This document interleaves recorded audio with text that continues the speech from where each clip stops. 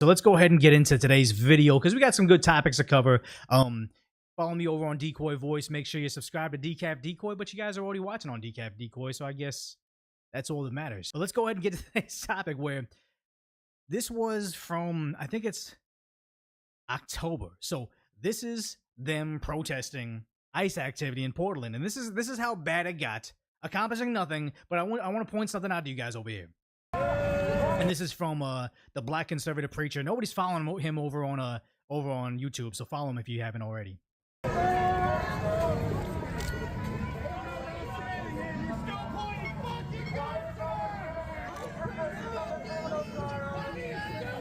And they're all tactical Amazon purchased riot gear.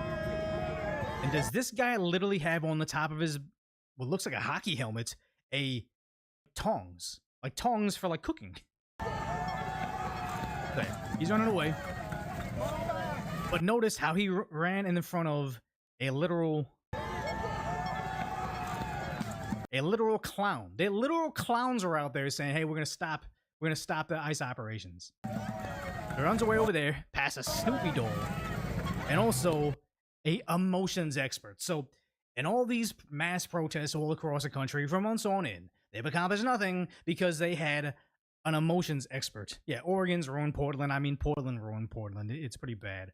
The thing is, like, as a true New Yorker, you apologize for these fakes you see in the city. They're not real New Yorkers, but they are now, because the majority of New Yorkers right now aren't American-born. So that's the real New York City. It doesn't matter what it was in the 90s. This is the real city right now. Yeah, that is tactical team. I like that. That's funny to me.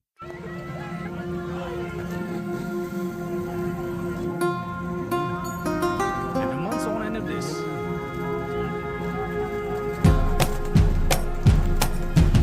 and they're getting shit popped with these pepper ball rounds. So yeah, you have this months on end, they protest, accomplish nothing. But this is how desperate they're becoming. This is a genuine ad.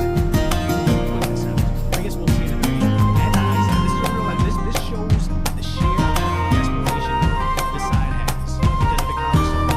He's so ashamed. He's so ashamed that he's providing for his family. He's getting insanely excited on this, and he's serving democratically elected leader of the country. This is what Americans want.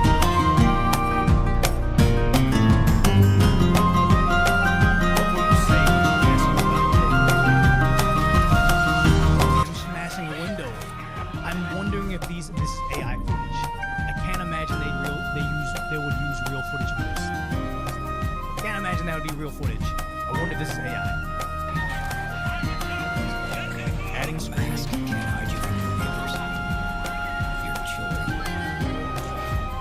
Shoving a camera in the face of somebody because one broke the law. Unfortunate that that's what happens when you have a criminal that gets arrested. This wouldn't just be with immigration. This would be any instance where a parent breaks the law and someone gets arrested. But shoving the camera in their face so they can make their ad, disgusting.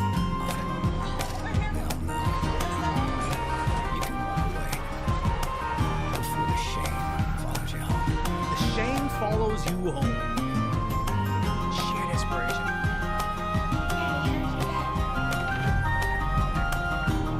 What will you say? Paid for by Women's March win? What is the I'm gonna ask ChatGPT right now. What does the Women's March do? They're a social and political movement that organizes protests, advocacy campaigns, and community actions focused on gender equality and human rights. The awful propaganda. Oh, is it Women's March win is George Soros? That makes sense. Progressive activism, influencing public conversations, energizing grassroots participation, and face internal controversies over leadership inclusivity. So it's one of the most recognizable women's rights advocacy. What were the controversies? Accusations of anti-Semitism and leadership infighting, and lack of inclusivity. Of course, the Women's March will have issues with inclusion. I wonder if it's not including enough male to female individuals. Financial transparency questions, yeah. Where's that money going?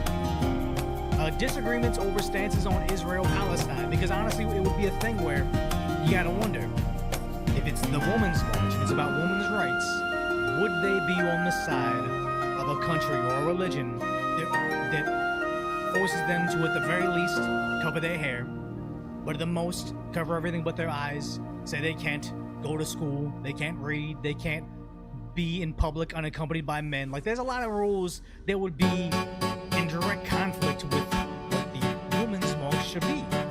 So the left always eventually eats itself, and here we go again. Fragmentation, okay, I mean, there's a whole bunch of, oh yeah, trans exclusivity debates, like the women's march, they've gone off the rails with this. I think it's kind of funny. This ad is beyond evil. It's beyond pathetic. It's beyond desperate to do this. Like the thing is, you have all these people crying, and it's sad. There are tragedies. There are criticisms to what's happening with the arrests. Okay, I can buy that. But also, I don't think that you've seen the conservatives. Whenever you have something like an illegal immigrant murders or ours an innocent American citizen, I don't think I've seen an advertisement. You can correct me if I'm wrong. I don't think I've seen an advertisement that shoved the camera in the faces of the families, HD 4K, crying, saying, you know, when you refuse to turn over a known criminal that's already in jail, the DHS, you're causing this. Like, I don't think I've seen that, even though it's actually the reality. I think it's kind of classless to say, hey, this person's feeling a very, very big emotion that is, this is the worst moment in their life. Let's use this, you know, like standing on the graves of people to push this thing. I think it's classless, but now you're seeing this come back from the actual official Department of Homeland Security account showing this. Are you an illegal alien in the United States? Are you looking for the perfect holiday gift for your family? Then DHS has the best holiday deal of your life. It's the CBP Home app. I know this is going to make them lose their mind. But yes, CBP Home app, it's a great thing. I think they get, what is it, a $1,000 exit bonus. They're given time to coordinate their departure, get their, like, you know, all their affairs in order. And also, they don't get arrested in the street. They also don't cause some riot where a U.S. citizen is at I believe it was the pot farm over in Camarillo and falls to their death while they're trying to evade the ICE agents. Like, this solves a lot of those issues, but it's going to make them lose their mind because, yeah, they have no chill at all. It's free. It's fast. Just download the CBP Home app and fill out your information. We'll take care of your travel arrangements, and once you're home, you'll receive a $1,000 stipend. I don't like this. I don't like it by the concept of saying, hey, you broke the rules, we're going to reward you, but apparently that $1,000 is pennies compared to how much it would cost to actually find and arrest them, send them back, and also go through the necessary channels legally to do it. So yeah,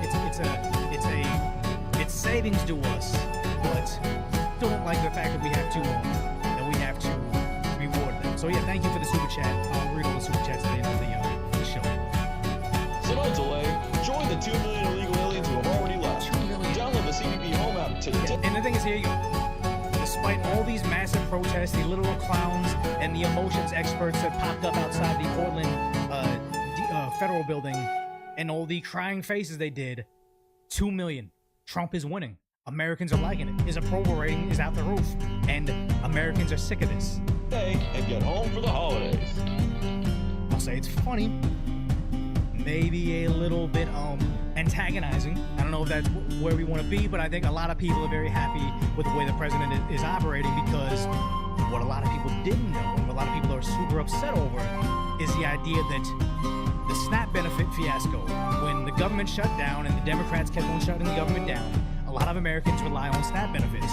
But it kind of opened their eyes to the Democrat lies, to Democrats wanted to make sure undocumented people still had access to the SNAP benefits. And when the Republicans say we're not going to sign that part of the bill to keep the government open, all Americans are going to suffer because the Democrats insisted on them being included on our government spending. Now, the crazy part about this is, if on Google, this is actually a real thing, you can search the same thing.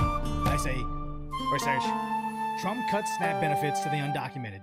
The AI overview answer, this is the official answer, it's citing something from November 12th, saying undocumented immigrants have never, in bold, never been eligible for the Federal Supplemental Nutrition Assistance Program or food stamps. Therefore, Trump has not cut benefits for this specific group as they were already excluded from the program. So if you go to Google, they're gonna lie to your face and say they never received these benefits.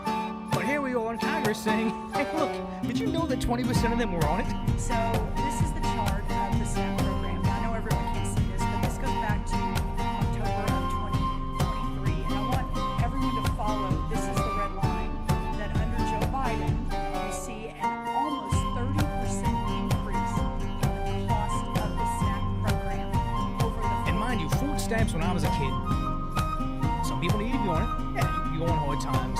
Get some supplemental nutrition assistance. Like, there's a social safety net for a reason. You get on it, but it was a point of shame. It was a point of, I got laid off at the factory, I'm trying to get back on my feet. Nothing wrong with that. But the idea that it became this thing where it's just like they just use it as socialism to be able to give everybody something, no matter what, if they're a citizen or they're not, or if they're able to work or not, they just get stacks of cash because the Democrats want to sneak in socialism behind the scenes. Years that President Biden and the USDA was overseeing with Congress funding it. And you see the downward trend since President Trump was reelected in November. I say that because the astronomical costs of the SNAP program under Joe Biden was historical. It was unprecedented. We don't have the same levels of funding that we had in the past. We don't have the money. The country's in a deficit. We're bankrupt. I think our interest payments on our debt is more than the debt than any other cost on it. We're gonna see hyperinflation in the near future unless we fix this. I think we cut all benefits whatsoever. Interesting. You said some of the silver lining is we're getting to look a little bit behind the SNAP program. So we know that 20% of illegals are on SNAP, and that 59% of households headed by illegals use SNAP or some other. More than half of them receive these benefits. Mind you, search on Google and it says that they've never been eligible. That's the lie. Like, I have somebody that I know that is very, very liberal, starting to open their eyes because they're starting their own family, and they're starting to realize, like, oh my God, like, why do these people get these other benefits that I don't get? Like, they're on hard times, so they I believe they receive some sort of some form of government assistance. Or actually, they don't, because the husband makes the bare minimum. But the idea that they don't receive all these benefits, and yet you're having people that aren't even supposed to be receiving it, but they're still under the misunderstanding that they don't, in California, they don't receive medical benefits. Like, they receive free health care. It's the largest expenditure the state has, and yet we're starting to see the lies unravel right in front of our faces. It's right on the government websites, right there. It's great. And then what is it? The spider says, a TDS survivor here. Yeah, at one point in time, if you believed all the government lies, or the media lies, including what you see on Google, you would think Trump is this evil, angry person. But it's like, no, he just wanted to look into what was USAID. Why were we funding terrible people overseas? Why are we funding literal terrorism from Minneapolis, Minnesota, to go back to a country that's completing acts of terror? You're funding that, but somehow the media wants you to think you're evil for trying to uncover this. Multiple welfare programs. First, this is one of the first things we did when I walked in the day one of USDA, February 13th, was we sent letters to every governor in America. Communism. Very clear that no illegal aliens can use SNAP. 0, 0, 0. We asked. And why would they be angry if that was the new rule? 0, 0, 0. None of them should get it because they keep on preaching they've never received it. And whenever they're on television, they say they never received it. So if the Republicans are just confirming that, why is that an issue?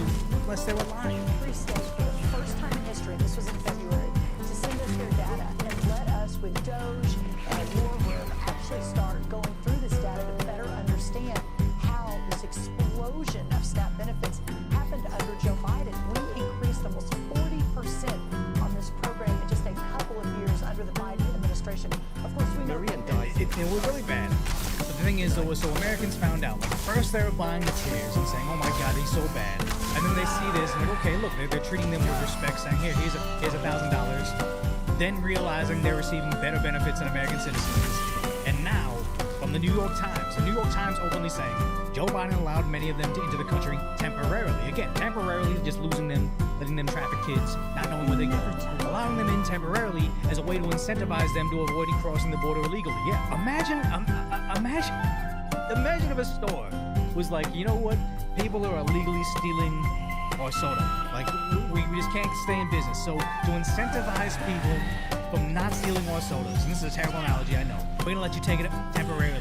Like, this makes no sense. He's like, no, they made it legal. They're not saying, oh, he made a way to temporarily incentivize them to not commit the crime. It's like, no, he just made it legal. And he said those people became eligible to work in the U.S., receive Social Security numbers, and in some case, receive federal benefits. Like, openly admitting, receiving federal benefits. A lie that they keep on trying to tell you that they received that. It's in front of their faces. And also the idea that they were getting Social Security numbers. So basically, if they wanted to, they could register to vote. It would be a felony, I believe, but they could. But in most of the states don't have a system to detect if they register, if they're ineligible to vote. This is a massive issue. And remember, when Elon Musk took over Doge, he quickly discovered the insanity that is Social Security numbers aren't exclusive to individuals. Like, decoy voices, Social Security number is one. You also can have the Social Security as one if you're a Sabi, because we have different names and addresses. This is alarming because if there's no system to catch invalid voters in certain states, this invalidates the entire system. This had to be fixed. But again, they think you're a terrible person if you expose this. So they kept on saying it was never a part of the system. They could never receive these benefits. And now they're angry that they're removing it. Her assessment, do you agree? I understand the frustration, but I actually think there's going to be a work to do. As one example, that is originally the not allowing SNAP benefits for illegal immigrants was bounced, and now that's back in. So I'm pretty confident we're going to work through these and get the savings that we want, make sure illegal immigrants aren't getting their taxpayer benefits, and ultimately still delivering on all the things for American families. I'm still hopeful. Last month, you told local outlet Missouri Net that you did not think this touched the Social Security, Medicare. Yeah, so CNN exposing their audience to it, and now you're seeing this chart from the Center for Immigration Studies.org saying families receiving welfare. So this is their study. U.S.-born family households, 39%. Legal, over half. Illegal, almost 60%. The numbers aren't quite matching up with what Google wants to let you know. Because remember, they said zero. They said zero never happens. Trump can't cut it if it doesn't exist. Well, obviously it does. Like, I'm almost laughing right here, but I shouldn't, because this is atrocious. But here's the thing. American citizens used to fall for stuff like this. Oh my God, look how sad it is. What did they tell the guy? What will you tell your, what will you say when you were enforcing border laws? And now Americans are leaning into this because they're sick of the idea of Americans being second, third, or even eighth at this point in time. But they're also upset with stuff like this. You see this, actually, somebody here on a U.S. student visa studying at University of Pennsylvania, saying globalize the infantile.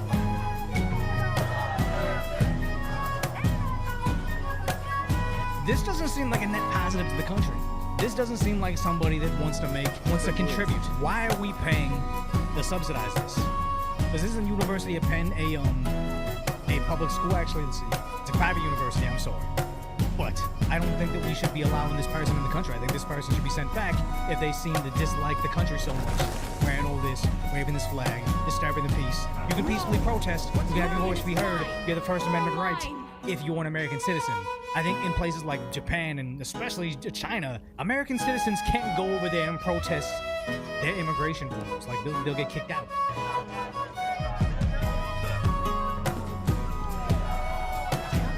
If you are all Palestinians, and I encourage you guys to go there, and I mean that sincerely, not even to be snarky. But here's the issue right now.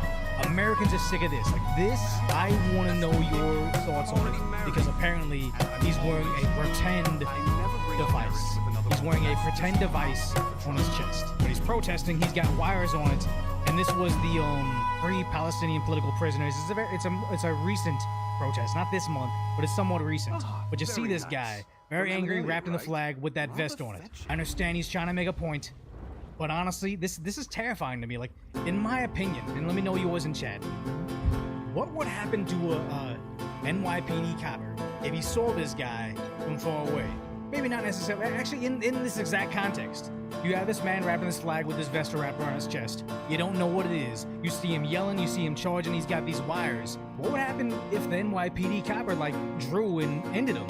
You don't want someone protesting peacefully, apparently, to be ended like that, but honestly, like, as a cop, like, you don't have time to verify, hey, is this genuinely real? Like, this would be very concerning. It's like, and why would you even wear this in the first place? Like, how does this make your, like, peacefully protesting is supposed to make it so people that don't believe your position can understand it. They can hear the other side. They can have awareness of your cause. In America, especially New York City, the victim of the largest attack, how does this convince anybody?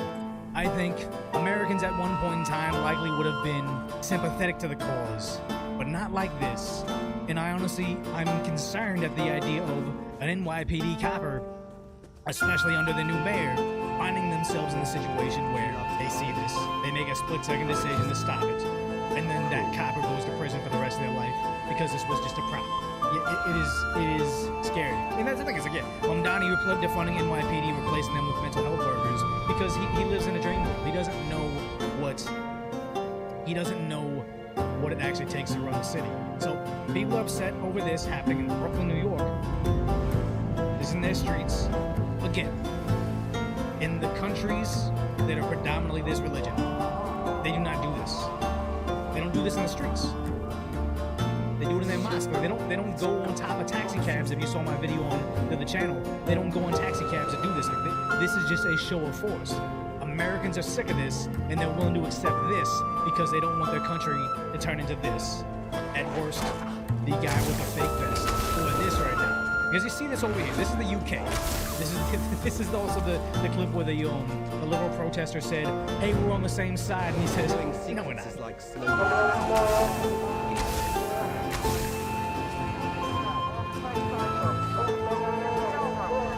No need for that. We're on the same side, bro. And the guy says, "No, we're not." This is what the country's turning into very quickly. But you have someone like Piers Morgan. Some people I know actually thought Piers Morgan was a conservative because he has the audacity to push back a little bit. Like, that's the only inkling of conservatism you need to just call it the obvious. But here he is saying he's okay with his entire country changing identity. Why do you look at this and see a wrecked country? Well, I don't see an English country. So we're in this country like this now. It's not. Well, people whose ancestors built Stonehenge are not here anymore. So this city one is 36% white, and that's happened in the last 140 years. England is about 70%. England. Okay. Well, it was 99% in 1945. So we've evolved. But you're on the way. Don't know if that's the word he wants to use here, but he's perfectly fine with this. To becoming the minority in the country. So what? I love living in a very multicultural. But you're rich. I mean, Yeah, that is exactly. All these liberals living on top, looking down, and I honestly feel the same way. Where it's like I was able to move out the hood, essentially. I was able to come out of it. It'd be easy for me to sit here and say, you know what, guys, like, of course you need, stop recidivism. Of course you need to let people out of jail and never serve time if they commit crimes. But when I walk outside my doors, I don't see the abject poverty. I don't see the crime rates. I'm not worried my car's being broken into every time I park it on the street. Rich people never see the issues. They just see other people that have to live amongst the victims of the policies you simp for on television. Weaponize ignorance. Why do you look at this and see a wrecked country? And then here's the thing. So you later on, someone was calling out saying, they replaced you and your home change forever because you talked about, I would rather have, at least I have yummy food. And then Piers Morgan actually replied to him and says, there's a lot of white English people I would happily trade for a good weekly chicken tiki masala. And the replies he's getting everywhere are, you already traded a couple of white English people because the faces of the individuals, of the kids that passed away in attacks from the diversity he was so clamoring for, because he wants a weekly chicken tiki masala. It's atrocious, and the idea that you see this post is unavailable. I think it's because he blocked her for this reply, but I can still see the post. So this is genuinely the tiki masala post of they were replying to. Atrocious, but facts. It's sad because you see this over here, like in Germany, outside the Christmas parades. You see this a lot, where they have to put barriers so people can't drive through the Christmas parades, ending everybody that goes there. This is not the only country that currently has this, and this is the sad reality where even I've told this story a million times before, but a long time ago, I used to work a job and I hired guys in security, and they'd be like 18 to 25 years old. It's a good start a job while they're going to college. And I remember I hired this one young guy. He was from, I always try to like protect his identity, but whatever. He's from Afghanistan. He sought asylum in Germany, and then he said, I had to leave Germany because he was Muslim. And he said, Germany was becoming too Muslim for him. And he said, yeah, he came from Afghanistan, fled because he didn't like it there, gets to Germany, it becomes too much like the country he fled, and he comes to America to flee that. The same way that I would say I don't think the Chinese government's good, I wouldn't criticize Chinese people for trying to flee China, to flee the Communist Party. They want to become Americans. They want capitalism. Same way that guy wanted to escape the religious values back in his home country, tried to seek asylum in Europe, found out it became the same exact thing, and fled again. So Piers Morgan just says, you know what, I want chicken tikka masala, or is that what he said? Yeah, weekly chicken tikka masala. He doesn't care what they sacrifice because he doesn't believe that, he doesn't worry that he's going to be the individual at this Christmas parade getting run over. Very, very sad to think about it, but here's the thing.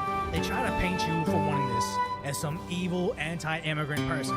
But you see stuff like this over in Japan, where you have left-wing protests in Tokyo waving the same flag of individuals that are not welcome in any other countries that share their same religion. They're blocked. The left wing still exists over there. They want to open mosques. They want, I think, more burial sites over there because there's so many of them. But you see this over here. It's not anti-immigrant. It's always anti-assimilation. You see this guy talking about why he protests. He's a white guy, and he joined the anti-immigration protest in Shinjuku. 移民反対デモに参加していた外国人にインタビューしてみた。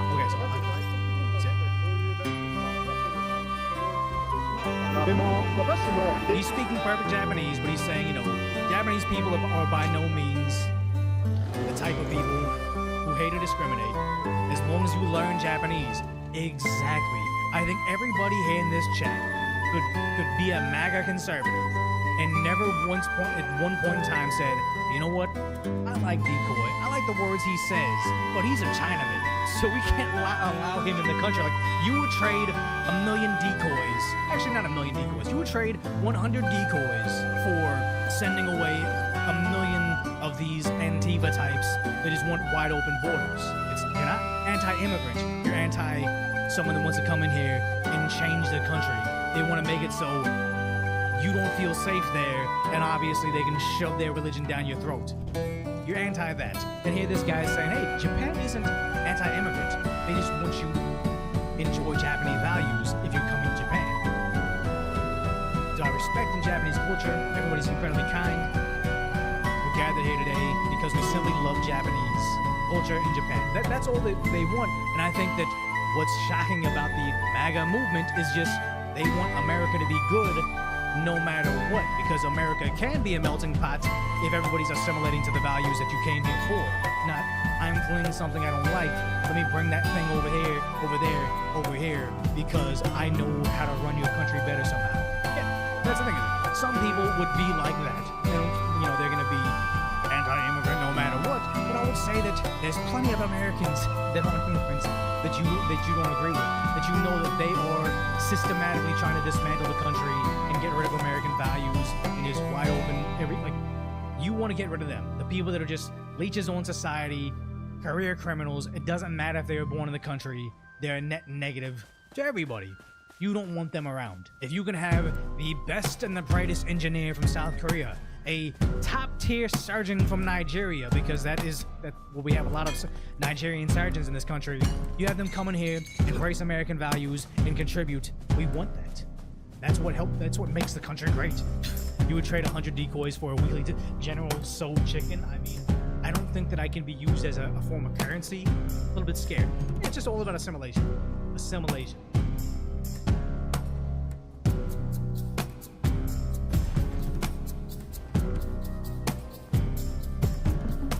Giant warehouses are popping up across the US, more than 2 every week. They feed AI algorithms, store photos, and answer our questions. Hey Google. A data center campus like this can consume as much power and water as an entire city. And many of the biggest server farms are emerging from the desert. But there's no official record of how many of these are being built, where they are, or even who owns them. To be honest, I've never really run into so much resistance for records than this project. Big tech companies often go to great lengths to hide the details. So we decided to build a map. What we designed is a system to see not only the individual location of each data center across the country, but also where they cluster. And for some, these clusters are appearing too close to home. We went to meet people who say having data centers next door is affecting their health. Hard breathing, I couldn't sleep. I was like, I thought I was Summertime is more of a... In the winter it's like... It was like an engine trying to start. So how many data centers are there in the US? And is there enough power and water to satisfy a building boom that is only just getting started?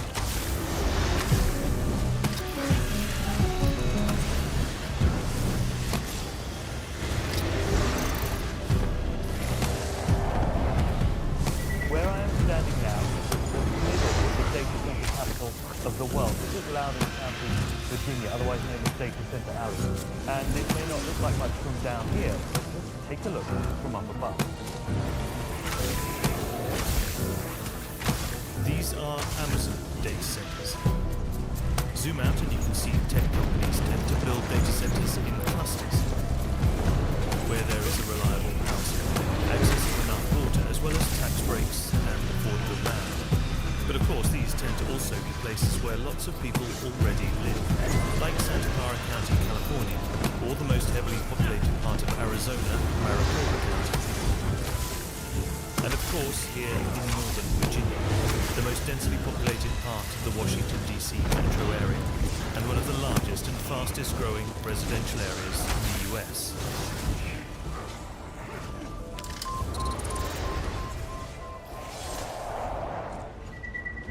Yeah, I mean, I was the fourth homeowner in this neighborhood, fourth to occupy a house in this neighborhood. Donna Gallant has lived on this street in Prince William County, Northern Virginia, for the last 30 years. All very peaceful until 2021, when things started to change. These are Google data centers, and ever since they started rising from the ground, Donna has been looking for answers. There's no transparency, and well, With local authorities? so anytime you ask a question, it's, oh, we signed an NDA, we can't talk about it. Oh, so there's no transparency at all. The site isn't complete yet, but she says the noise is already taking its toll. When I go to my room at night, the total noise immediately triggered my anxiety to the point where I couldn't sleep. I ended up having to go down on my first floor and put noise-canceling headphones on just so I could sleep.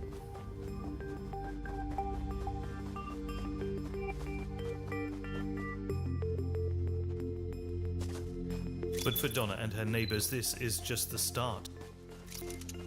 Over the next few years, they will find themselves surrounded by a string of new data centers. That's gonna go from this road here all the way and around my neighborhood. That's where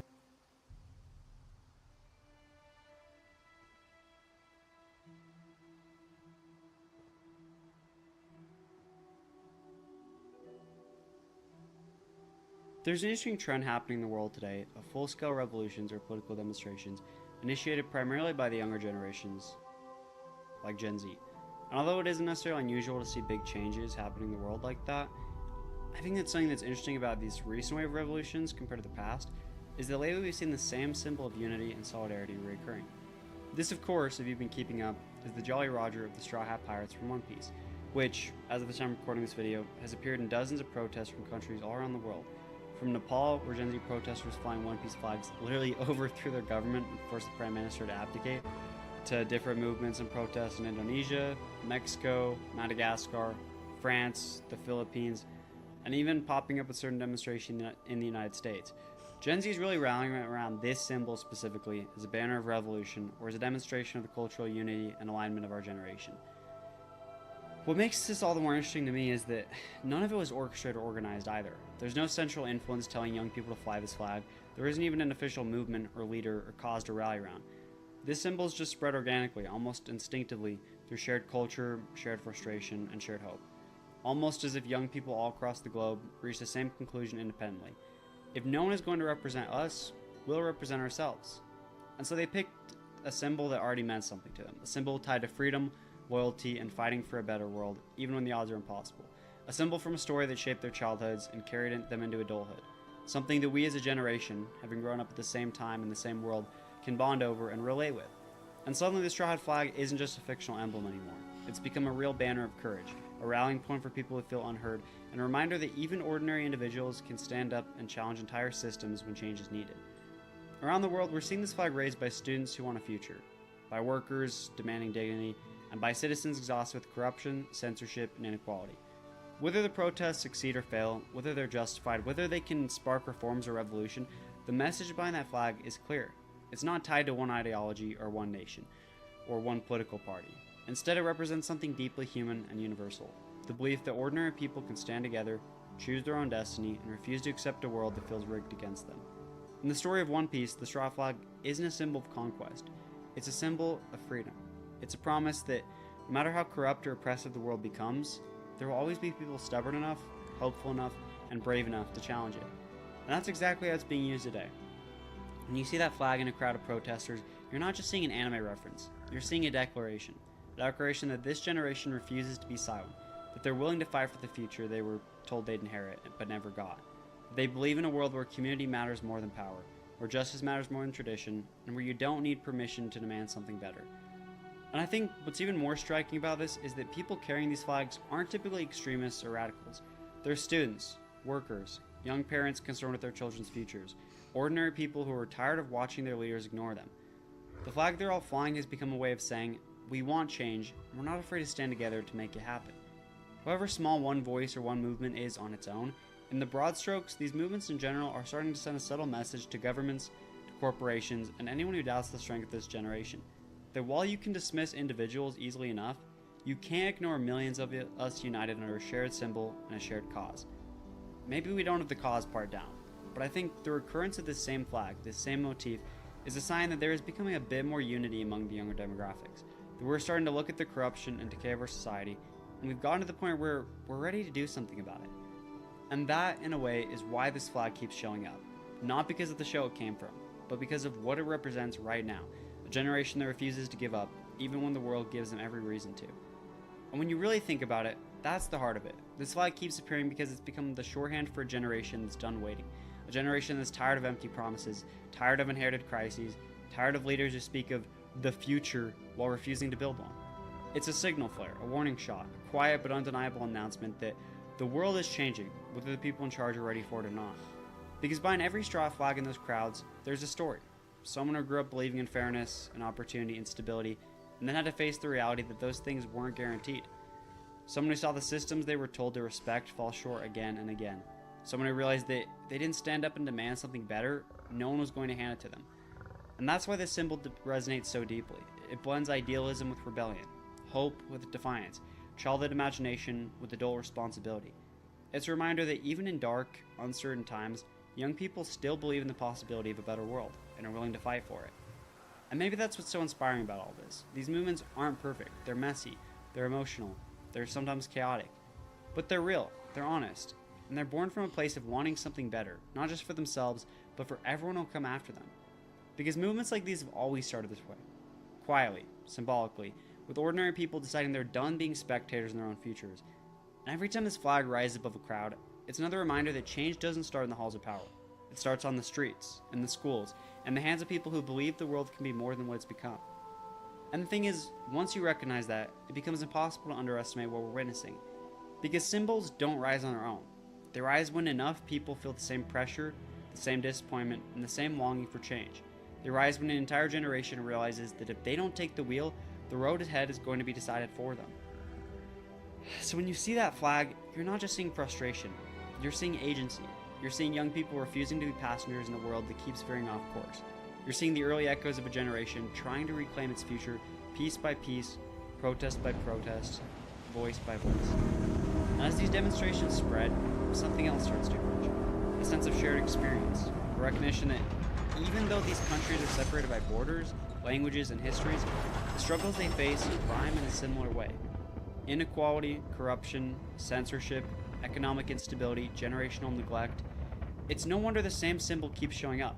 The problems are global, so the response has to become global as well. And maybe that's where the real power lies, not just in the protests themselves, but in the realization that young people everywhere are waking up to the fact that their individual fights are part of a much larger story. A story about a generation that grew up connected digitally, culturally, and emotionally, and is now discovering what that connection can actually do in the real world. We're watching young people take the stories and values they grew up with, friendship, justice, courage, and loyalty, those things which we learned from One Piece, and translate them into action, into real pressure, real demands, real calls for accountability. Gen Z is refusing to inherit a world built on broken promises. They're refusing to let apathy be the defining trait of youth. And if this momentum continues, if this shared identity keeps strengthening, and these protests are not an endpoint, they're the opening chapter of something much larger, something that could redefine what civic participation looks like in the 21st century, something that could reshape how younger generations see themselves, not as isolated voices scattered across different nations, but as a global community with shared struggles, shared values, and shared determination. Because once people recognize that their frustrations aren't unique, that their hopes aren't isolated, it becomes much harder for anyone to convince them that change is impossible. And what's remarkable is that it isn't driven by power or wealth or institutional influence. It's driven by culture, by the stories we grew up with, the characters we admired, the ideals we absorbed almost without realizing it. It's driven by a generation raised on narratives about found family, resilience, standing up to injustice, and protecting the vulnerable. A generation that saw these ideas not just as fiction, but as something worth carrying into the real world. In a way, the straw flag is simply the vessel. The real force behind all of this is the collective will that we live in. It's their exhaustion, their courage, their shared refusal to accept that this is just how things are. And as long as that will exists, as long as people keep stepping out into the streets, raising their voices, and lifting symbols that unify instead of divide, then there is always a potential for more than just protest. There is a potential for transformation. And maybe that's what scares the people in power most. Not the flag itself, but what it represents.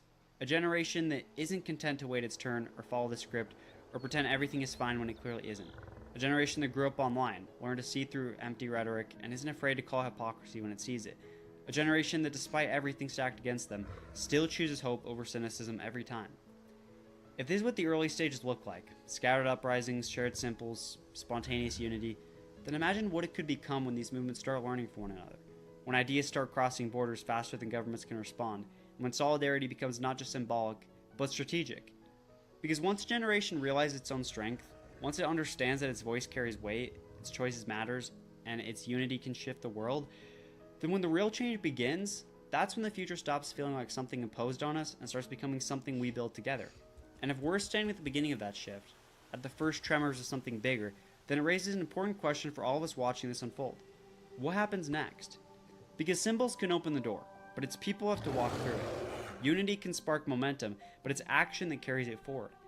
And this moment we're living in, this strange and unexpected convergence of culture and politics, frustration and hope, imagination and reality, it won't mean anything unless we choose to do something about it. The straw flag might have started as a piece of fiction, but the conversations it's inspiring, the solidarity it's creating, and the courage it's awakening, that's real. And it's a reminder that our government has more influence, our generation has more influence, more creativity, and more collective power than we often realize. But with that realization comes a responsibility. A responsibility to stay informed, a responsibility to stay engaged, a responsibility to recognize that we're not alone in the challenges we face, that our voices are stronger when they rise together. Because no single protest is going to fix everything. No single symbol is going to solve the problem of inequality, of corruption, of political stagnation. But the willingness to speak out, the refusal to stay silent, the decision to stand behind others, those are the seeds of every meaningful change humanity's ever seen. And maybe that's the real legacy of this moment. Not the flag itself, not the anime it comes from, but the discovery or rediscovery that ordinary people still carry extraordinary power when they act together. That we don't have to wait for someone older, richer, or more influential to give us permission to care about our world. This generation has already shown that it's ready to shape the future. The only question now is how far we're willing to go, and what kind of world we want to build along the way. So there's one thing I hope we take away from all this, is that the future isn't some distant concept waiting quietly on the horizon. It's being shaped right now in real time, by the choices we make and the courage we show, and whether we're someone out in the streets holding a flag, someone organizing behind the scenes, or simply someone paying attention and refusing to look away, you're a part of the story. You're a part of this moment. And if we keep pushing, keep questioning, and keep standing together, then maybe years from now we'll be able to look back at this point, this generation, and realize that this is where things finally began to change. Not because we inherited a better world, but because we built one. Thanks, guys.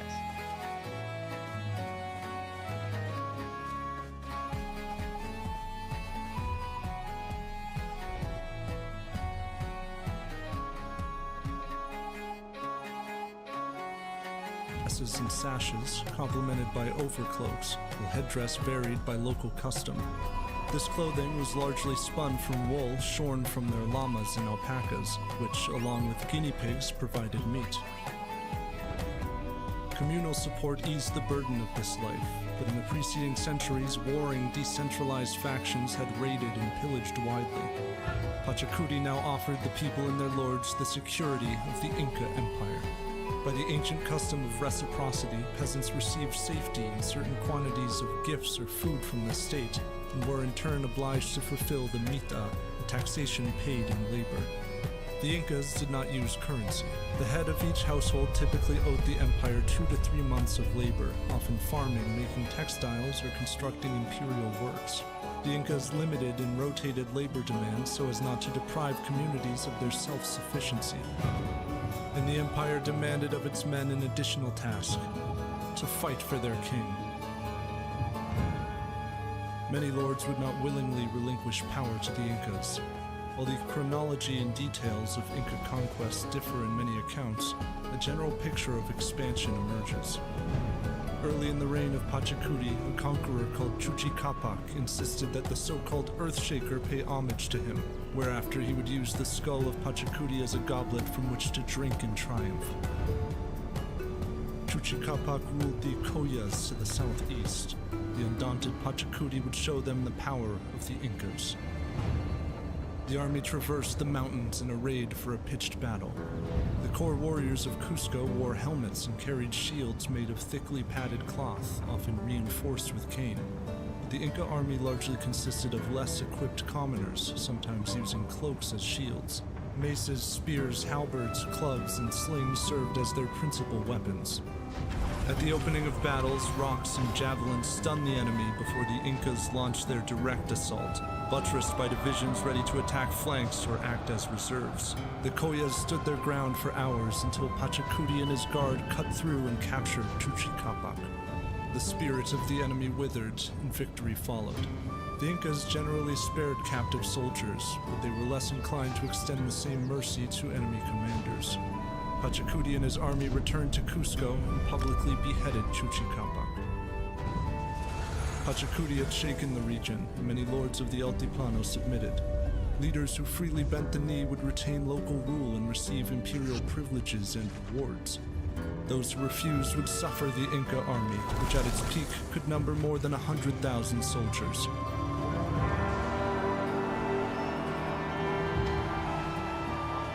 Drawn up for battle, the Incas employed psychological warfare. One account recalled the Incas shouting, "We will drink from the skull of the traitor. We will adorn ourselves with a necklace of his teeth. We will play the melody of the pincuyu with flutes made from his bones. We will beat the drum made from his skin, and thus we will dance." Most enemies simply surrendered, and conquest proceeded without bloodshed. As the Incas marched into their new domains, they did not loot or massacre. Rather, Inca officials folded local leaders into the state apparatus, then constructed storehouses filled with massive stockpiles of food, drink, textiles, and other supplies, to be distributed as gifts for the loyal, provisions for those who served the state, or relief in times of famine. Many storehouses stood high on open hills, ever visible reminders of the prosperity and generosity of the Inca overlords. The emperor was styled Huacchacoyac, lover and benefactor of the poor. Each conquered household and lord was duly reported to Cusco. The Incas did not use a written alphabet or system of glyphs. Rather, people of a learned class, and perhaps some commoners, recorded and relayed information with quipus, knotted cords of various colors attached to a central cord. Understood in the context of its message, the placement of knots and colors encoded precise information.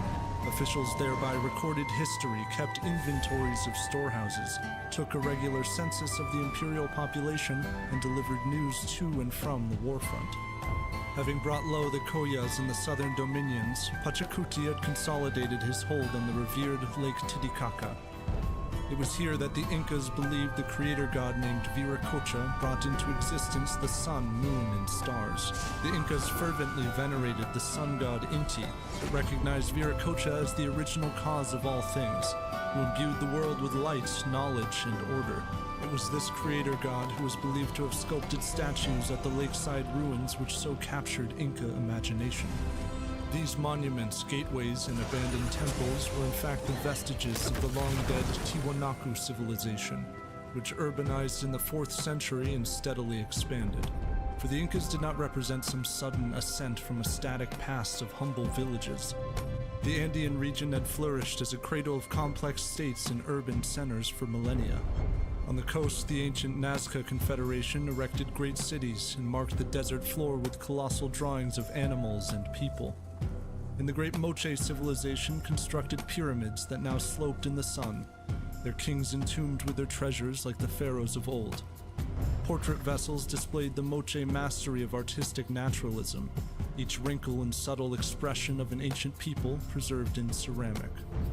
Most of the great polities declined, and by 1000 AD, valleys were abandoned and raiding dominated the fractured Andes.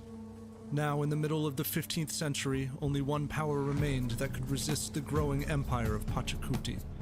The Timor Empire held dominion over 1 million people along the sandy coast. High walls and statues framed its sprawling capital of Chanchan, whose irrigated farms, streets, and temples may have supported some 30,000 inhabitants. Undeterred, Pachacuti conquered northwest through the Peruvian Sierra and along the coast. On one of several northern campaigns, Pachacuti sent a gallant young commander, his son, Tupac Yupanqui. The Incas conducted espionage before campaigns, identifying enemy vulnerable marvels. Royal estates likely built under Pachacuti included the sublime Ollantaytambo, and a mountaintop settlement later known as Machu Picchu.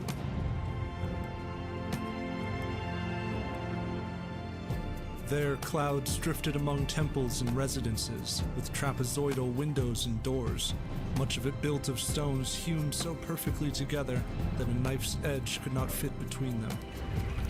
Cool spring water trickled down the stone aqueducts of Machu Picchu, reaching first the royal baths and pooling out from fountains.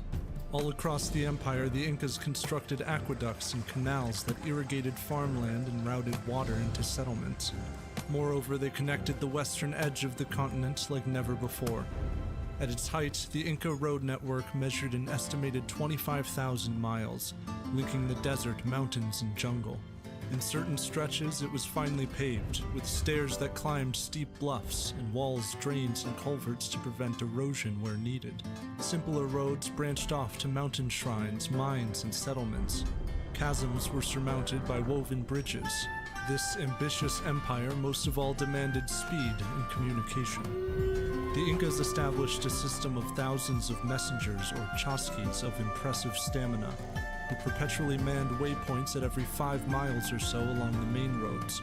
The previous runner signaled his arrival with a conch shell, related his message verbatim, and often delivered a quipu. In this manner, Inca messages could travel some 170 miles in 24 hours. Communication that took weeks by horseback in the colonial era was accomplished by the chasqui system in mere days.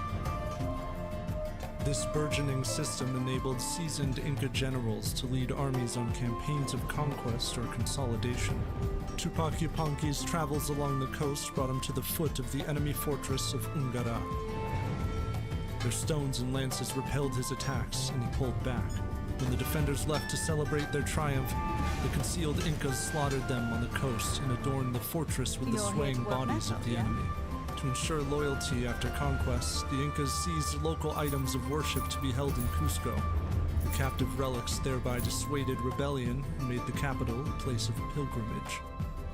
As the years passed, the armies of Pachacuti also conquered far north into the trying terrain of Ecuador. Tupac Yupanqui and his men came to the island of Punar. The chronicles relate he encountered merchants on sailing rafts who told him of distant populated islands they had visited. Tupac Yupanqui was said to have undertaken a 9-month voyage and returned with people and goods. Though the account may have been apocryphal, later writers speculated that he had reached the Galapagos or even Rapa Nui, known as Easter Island. Genetic and floral evidence do indicate that Polynesians made contact with South Americans before European arrival. Whether the Incas participated is much less certain.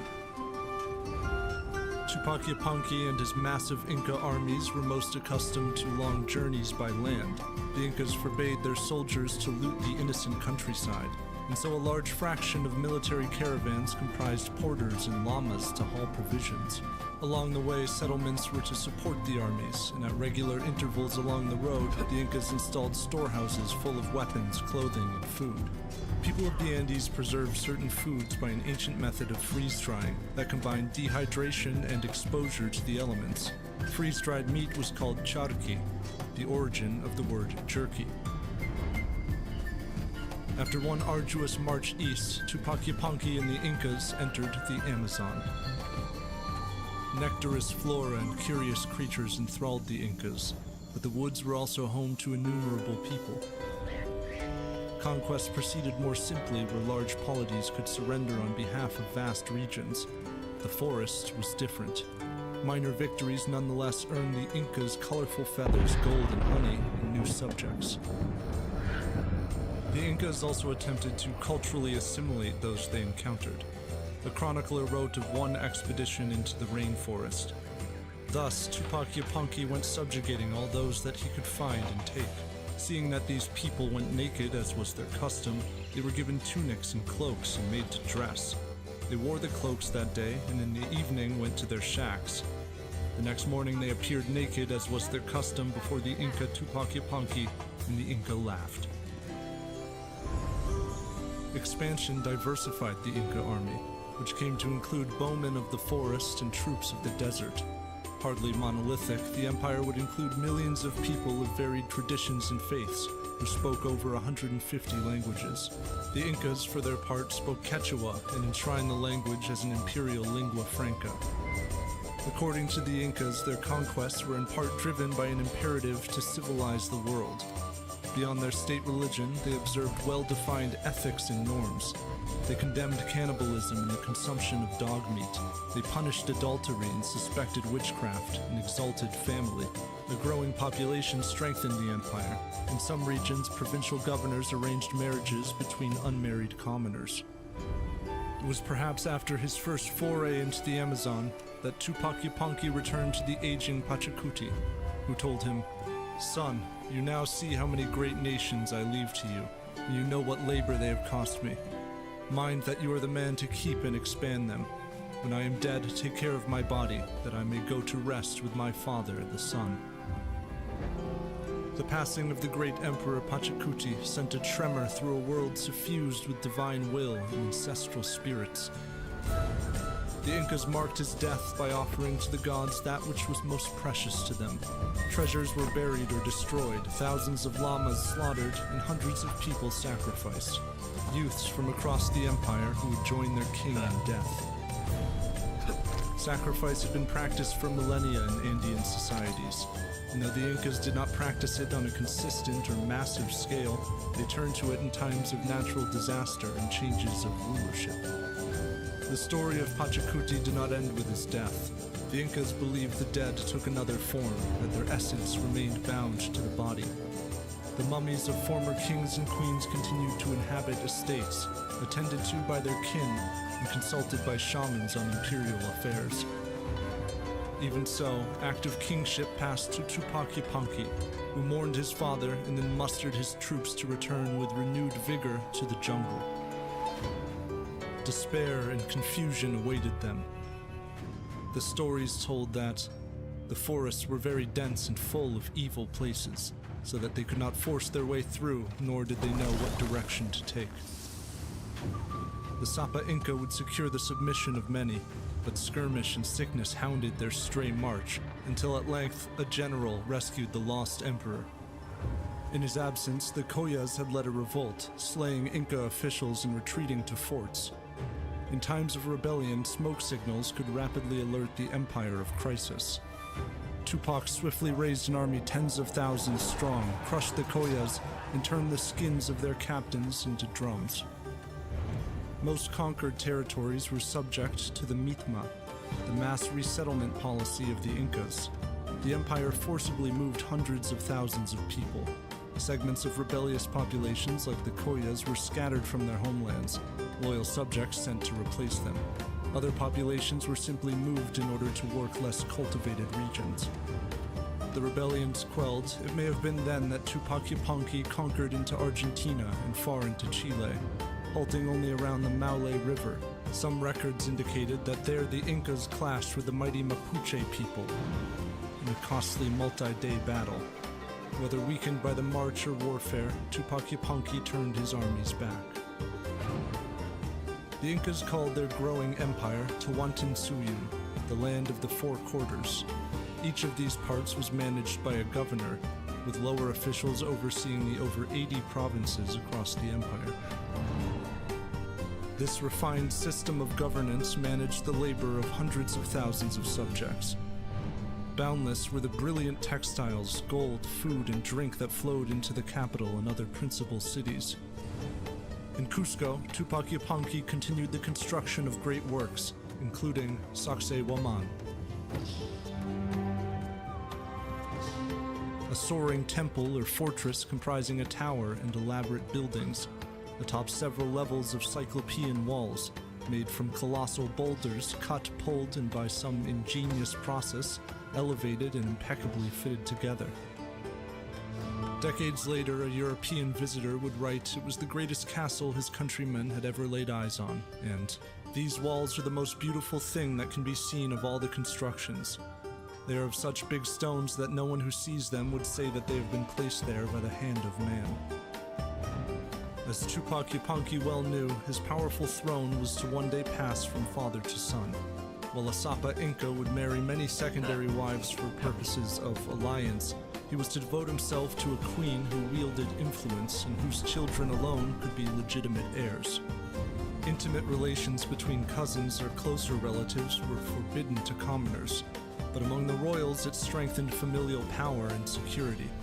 Tupac years before took as his primary wife his own full sister, Mama Okyo, who bore him a capable son named Huayna Capac.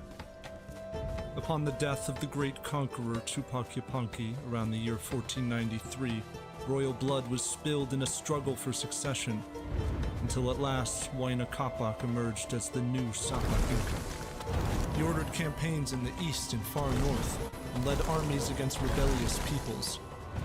When he advanced on a citadel of intransigent people in the north, he was thrown from his litter and nearly fell into the hands of the enemy. The shame was avenged in short order.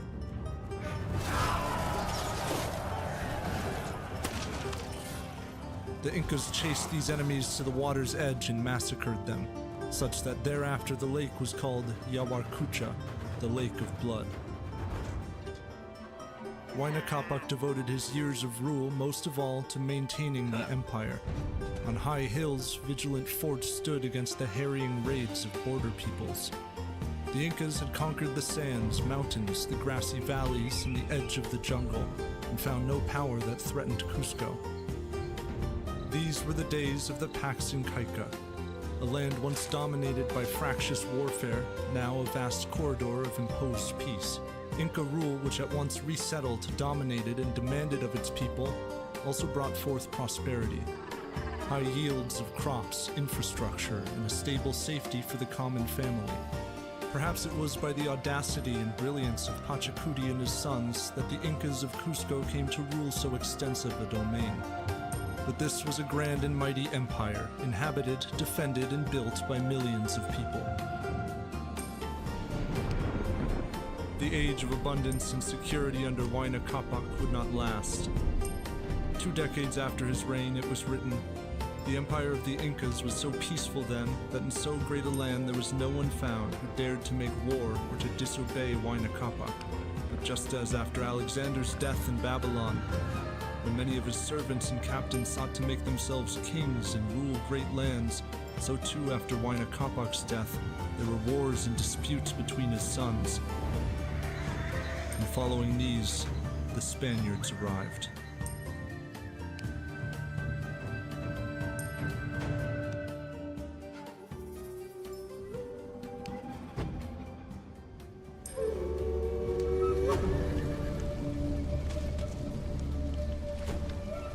The coming apocalypse arrived unheralded by omen or prophecy. It was a plague that claimed the life of Emperor Huayna Capac around the year 1528. He would join his forefathers in the halls of Cusco, in the realm which stretched from the jungles and mountains to the desert coast. He passed to his designated heir, but the pestilence killed this son too. It may have been smallpox from Europe, spreading from the distant north in the wake of conquest. For some time there had been whispers about strange, pale men along the imperial borders, but the Incas were beset by turmoil from within. Another son of the emperor, Huáscar, claimed the throne. This mad king tormented the aristocracy, shattered tradition, and murdered his relatives in a fit of paranoia.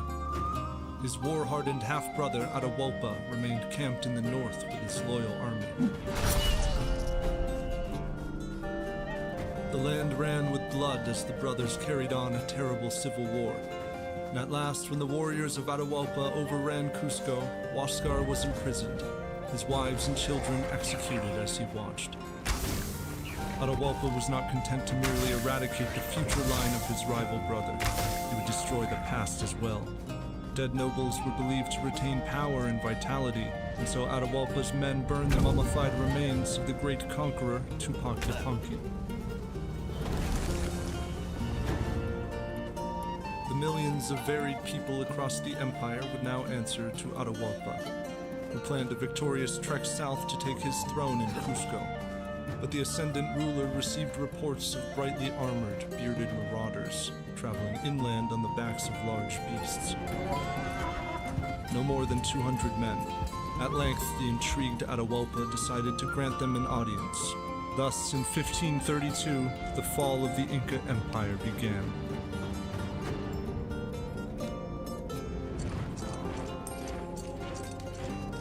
Each breath drew in heavier among the peaks. Here the signs of empire grew more frequent, be they the paved roads or hilltop forts.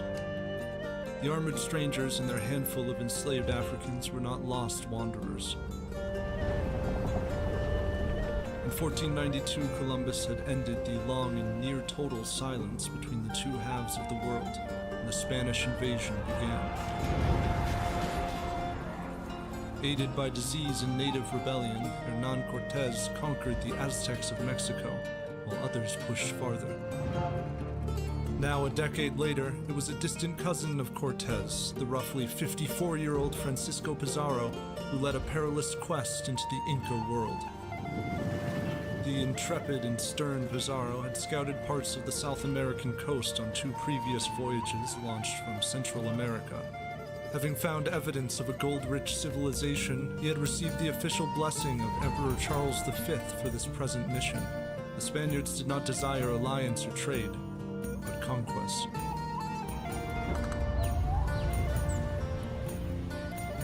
They plundered storehouses, gathered intelligence, and, translating through a previously captured indigenous man, made contact with Inca imperial representatives. After many arduous miles, the Spanish arrived at the town of Cajamarca, where a meeting with the new Inca ruler Atahualpa would take place the following day.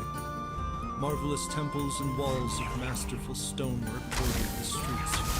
Captain Hernando de Soto rode out for a preliminary audience with Atahualpa, for their host was not in the city. That night the surrounding hills glowed with the firelights of a large Inca army, warily camped some distance away. These Inca warriors were thoroughly battle-tested. Hailing from across the empire, Inca troops could possess shields in varying degrees of cloth armor. They attacked at range with slings and bows, and closed the distance with spears, maces, and other sidearms of stone or bronze. In victory, the Incas often spared enemy soldiers, but executed hostile commanders, turning their skin and bones into drums, flutes, and goblets. Yet Inca weapons would not pierce the steel armor, helmets, and shields possessed by the Spaniards, who fought with swept-hilt swords and polearms, as well as crossbows and a handful of arquebus firearms. Pizarro and his crew counted only 168 fighting men, but they were seasoned soldiers. Most had spent considerable time in the New World, and a few officers were veterans of the conquest of Mexico. Atahualpa tarried the next day, until at last he was carried on the royal litter into the sprawling plaza of Cajamarca, flanked by several thousand men. The Spaniards appeared to have vanished.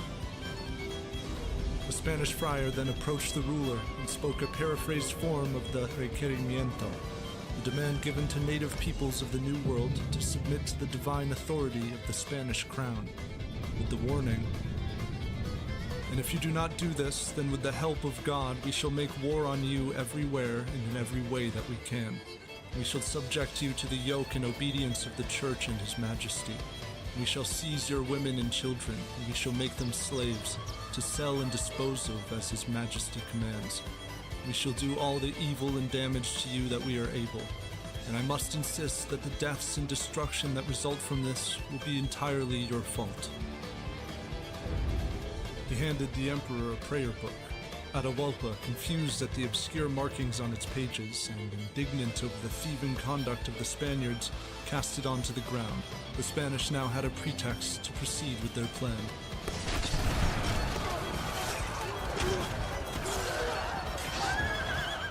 From hidden positions around the plaza, the Spaniards emerged with a salvo of gun and cannon fire. The Incas were choked at narrow exits and pressed against walls as armored titans trampled over them. The wave of steel claimed limbs and heads, and after hours of fighting, the plaza was left a mutilated heap of Inca warriors. The attackers succeeded in capturing Atahualpa alive, and so he became a hostage king in Cajamarca, compelled to ensure his people obeyed the invaders. Unknown to him, Europeans had first entered the empire during his father's reign. A Portuguese castaway named Aleixo Garcia washed up in Brazil with some of his companions. He joined the Guarani people in a large raid on the Inca Empire in 1524, but died the following year. The curious Atahualpa now inquired many things of his captors, and they of him. It was seen that, like the Spanish, the royal Incas claimed divine authority. They believed Inti, the venerated sun god, had given them this empire, and so long as the echoes of the divine dwelt in the heavens, rivers, and mountains, none would take it from them. Though the Spanish faith remained mysterious to Atahualpa, he had at least discerned their lust for silver and gold. He proposed a sort of ransom, either to win his freedom or merely save his life. He promised Pizarro that within 12 months he could fill half the height, or around 8 feet, of a 22 by 17 foot room with gold, and also twice the entire room with silver. The astounded Pizarro agreed, and precious metals from across the empire would soon arrive, heap by heap, in Cajamarca.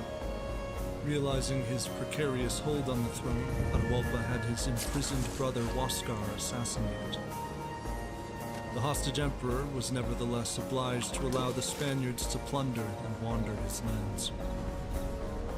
It was as though the conquistadors had entered a parallel thread of time, men of the old world stumbling into the Andean cradle of civilization, whose people's history and sacred pantheons were utterly alien to them. They knew nothing of the ancient aqueducts and fountains, the gods of Tiwanaku, or the pyramids of the Moche. And it was only about a century before the Spanish arrival that the one called Pachacuti Earthshaker established the Inca Empire. The armies of the Inca flooded down the mountains, offering peace and wealth to those who submitted, and death to lords who challenged them. Now these conquistadors beheld the civilization that recorded history, took inventory of imperial supplies, and collected census data to inform labor taxation, military conscription, and food production. A civilization that built colossal mountain estates, temples and forts, and aqueducts. The Spaniards explored this Inca world on its incredibly vast road system, which bridged over chasms and featured relay message stations and supply posts. The strangers could hardly make sense of what they saw.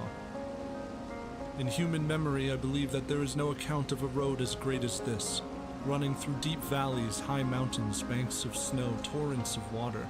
In all places it was clean and swept free of refuse, with lodgings, storehouses, sun temples, and posts along the route. Oh, can anything similar be claimed for Alexander or any of the powerful kings who ruled the world? A few Spaniards journeyed to Cusco and marveled at its planned and paved streets.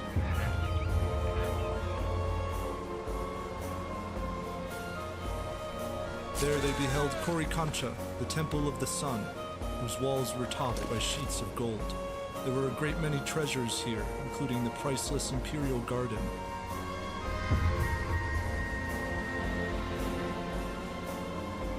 Life-size sculptures of llamas, birds, other animals, and human figures, beside a field of maize and flowers, all of it made of silver and gold. The Incas believed gold to be the sacred tears of the sun.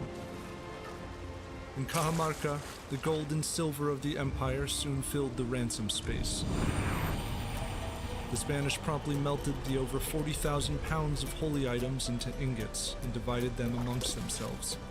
Such was the dream of every lowly conquistador who dared undertake such a fateful journey. Shares were determined by rank, and still each ordinary man received a fortune worth millions of dollars. However, over 100 reinforcements had recently arrived under the command of Diego de Almagro. Almagro was Pizarro's partner on the previous expeditions to the South American coast, and he was incensed to receive almost no part of the ransom. At any rate, Atahualpa had delivered the treasure, but he was not freed. Over 8 months of captivity, he had regaled his captors with his intelligence and even learned to play chess, but the Spanish had detected fault lines within his dominion. While many revered the sacred rule of Atahualpa, the Inca legacy of conquest, tribute demands, and forced resettlement had made certain subject peoples hostile to the emperor. Moreover, to the great fortune of Pizarro, the Inca Empire was freshly bleeding from the civil war. Armies were depleted, and followers of the late Huáscar remained mortal enemies of Atahualpa. The life of this strong-willed ruler and the fear that he may rebel now seemed a burden to the Spanish. They hastily convicted Atahualpa of treason and ordered him burned at the stake in July of 1533. As he was dragged to the place of execution, Atahualpa repeated, "Why are they killing me? What have I done?"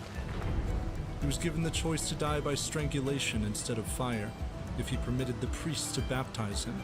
He accepted, perhaps because the Incas held the preservation of the body to be paramount for continued existence after death. The Spanish duly conferred the blessing of baptism on the sovereign, and then choked the life from him.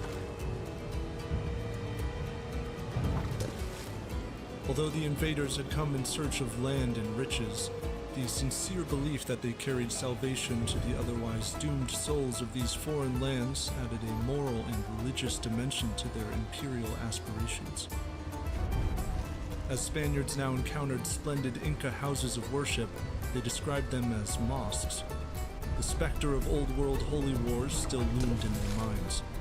Constantinople had fallen to the Muslim Ottomans less than a century before, and Columbus reached the New World the very same year that his royal benefactors completed the Reconquista, the expulsion of Spain's erstwhile Muslim rulers along with Jews. Even now against the Incas, the Spanish battle cries invoked Santiago. The belief that the Apostle St. James had once miraculously returned to lead the Spaniards to victory in a battle against the Moors.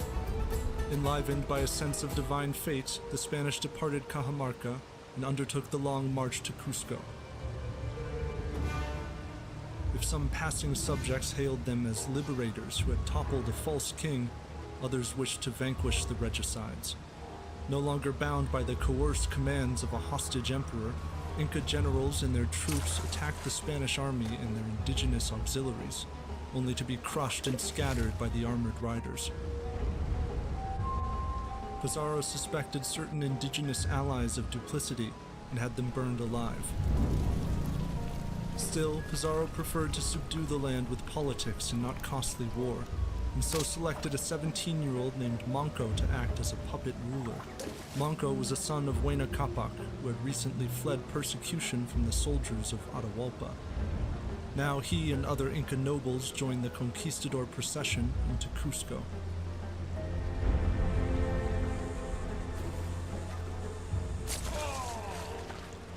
Manco Inca was crowned in a month-long ceremony, attended by the mummies of his great forefathers. That true power belonged to the Spaniards was plainly visible. Pizarro divided the palaces and great buildings of Cusco among his conquistadors, and proceeded to loot the city of nearly all its gold and silver artifacts, to be melted into ingots. The Spanish would do the same with almost every silver and gold item they found across the empire, such that only a few of these Inca relics survive today. Outside of Cusco, defiant Inca generals resisted the invaders over the next year, but backed by the authority of Manco Inca, the Spanish and their numerous indigenous allies would defeat them. Former enemies of the Incas who later opposed the rule of Atahualpa, such as the Chachapoyas of the tropical lowlands and the Cunyaris of Ecuador, readily joined the Spanish usurper army and were repaid with privileges. The Spanish soon set about consolidating their new holdings. Conquistadors branched out to reap their encomienda rewards, rights to the labor of peoples across the empire. Pizarro, it seemed, had completed the conquest. His remaining enemies now lay within his own ranks. He and Almagro made competing claims for land and authority in the conquered realm. Confrontation was averted as Almagro led an expedition of over 500 Spaniards and 12,000 Incas to seek gold and expand the empire's southern dominions, while Pizarro went west to his newly established capital, Ciudad de los Reyes, or Lima. For all his cunning, the judgment of Pizarro was clouded by familial loyalty. He had left his impudent brothers Juan and Gonzalo in control of Cusco. The pair began to mock and extort Manco Inca for treasure. Conquistadors had ravaged indigenous women and claimed them as war prizes throughout the conquest. Now the brothers and their men openly violated the royal wives and relatives of Manco Inca. Gonzalo himself kidnapped and ravaged Cura Occhio, Manco's principal wife and sister. The outraged Manco Inca knew his people thought him a hollow ruler, who served only the foreign vandals, but no longer. Manco stirred his advisors to secretly set in motion a rebellion, a vast uprising to cast off the Spanish yoke. The Spanish promptly imprisoned Manco Inca on suspicion of treason, but the arrival of another Pizarro brother, Hernando, came with the royal command that the Inca king was to be treated with full dignity. Free again, Manco Inca rallied the rebel army.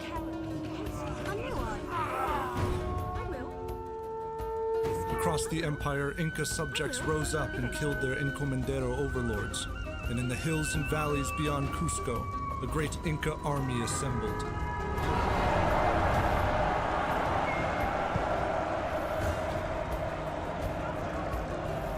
Some 100,000 warriors from across the realm had answered the call of Manco Inca. The Spanish trapped in Cusco numbered only 196 men, supplemented by a few enslaved Africans and 500 indigenous allies. In early May of 1536, the siege of Cusco began. Warriors swarmed the streets, and a gale of stones and arrows forced the Spaniards back to a few fortified positions, from which the foreigners cut down waves of attacks. Hernando Pizarro saw to it that any prisoners they took, including women, were executed or had their hands severed before release. Unable to dislodge the Spaniards, the Incas then began to burn their own sacred city. But in fiery sorties, Spanish cavalry charged out and cut down hundreds of Incas, who in turn developed anti-cavalry tactics. Incas pockmarked the streets with pits, sharpened stakes and barricades, and then flooded the surrounding area. The besieged Spaniards required a more defensible base. A Spanish and allied force sallied out and stormed Cusco's colossal fortification of Sacsayhuaman. For days they fought for inches, beaten back, battered by stones, until at last they scaled the high walls and slaughtered all the Incas within. Condors, they said, circled down to devour the dead. The Spaniards successfully held this new base, but the advance had come at a cost. A projectile had fractured the skull of Juan Pizarro in the first assaults and taken his life, and still Cusco remained surrounded. In Lima, Francisco Pizarro had been apprised of the rebellion. With fewer than 600 troops in his core area of conquest, each soldier appeared vital to the survival of his new domain. He dispatched reinforcements, with 70 cavalry sent to break the siege of Cusco. Manco Inca had predicted such a maneuver and already sent his finest general, Quiso, to the area. Through spies, Quiso and his army tracked the cavalry force, destroyed the bridge behind them, and in a narrow canyon, ambushed them.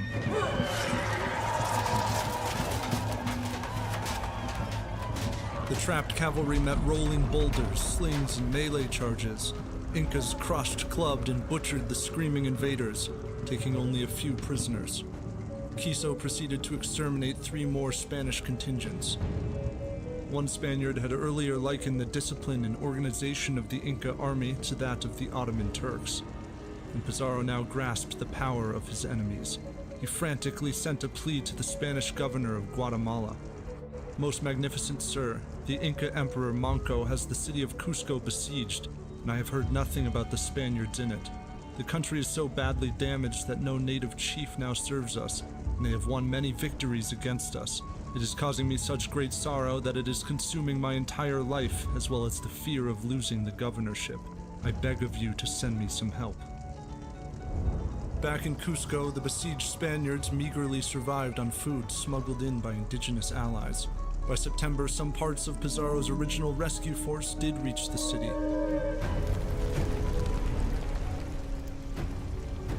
The Incas gifted the Spanish 5 heads of their would-be rescuers. But the Incas, not fully aware of how written script functioned, had also delivered torn-up letters from the dead soldiers. The besieged Spanish, in an hour of utmost desperation, now gleaned from the letters that Francisco Pizarro was alive and fighting to break the siege. They would not yet abandon the fight. In January of 1537, Hernando charged out toward Manco Inca's base of Ollantaytambo, where he planned to capture the rebel king. But in the valley, the Spanish beheld mountains roiling with warriors.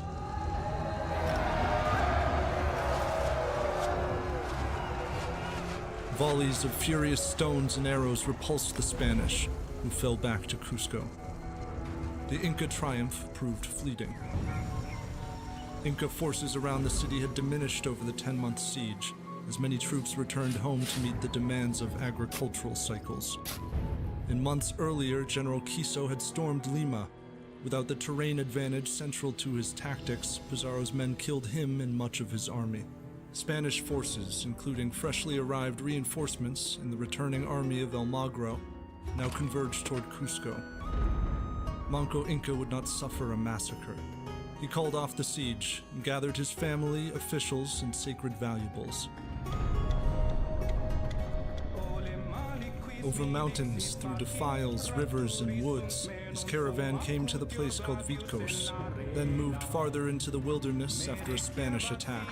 Vilcabamba became the capital of a new jungle kingdom, where the exiled line of Incas would live on in shadow. Beyond the edges of this neo-Inca state, the conquistadors, driven as they were by land, title, and riches, turned against one another. Almagro conquered Cusco for himself and imprisoned Gonzalo and Hernando Pizarro. The war between conquistador factions began, and after the Battle of Las Salinas, Pizarro executed the vanquished Almagro. Francisco Pizarro and his men reveled in their newfound prestige and power. The Princess Kushidi Mayokyo, once ceremonially appointed the primary wife of Atahualpa, was only a girl of 10 years old at the time of the Spanish invasion. Now, 6 years later, the 60-year-old Pizarro took her as his concubine. She would bear him 2 sons. Deep in the forest, Manco Inca beheld the empire of his forebears defiled and gutted. Still, he would not yield. He forged a new kind of army. The sparsely clothed peoples of the Amazon, long considered barbarians by the Incas, now became his allies in a guerrilla war against the Spanish.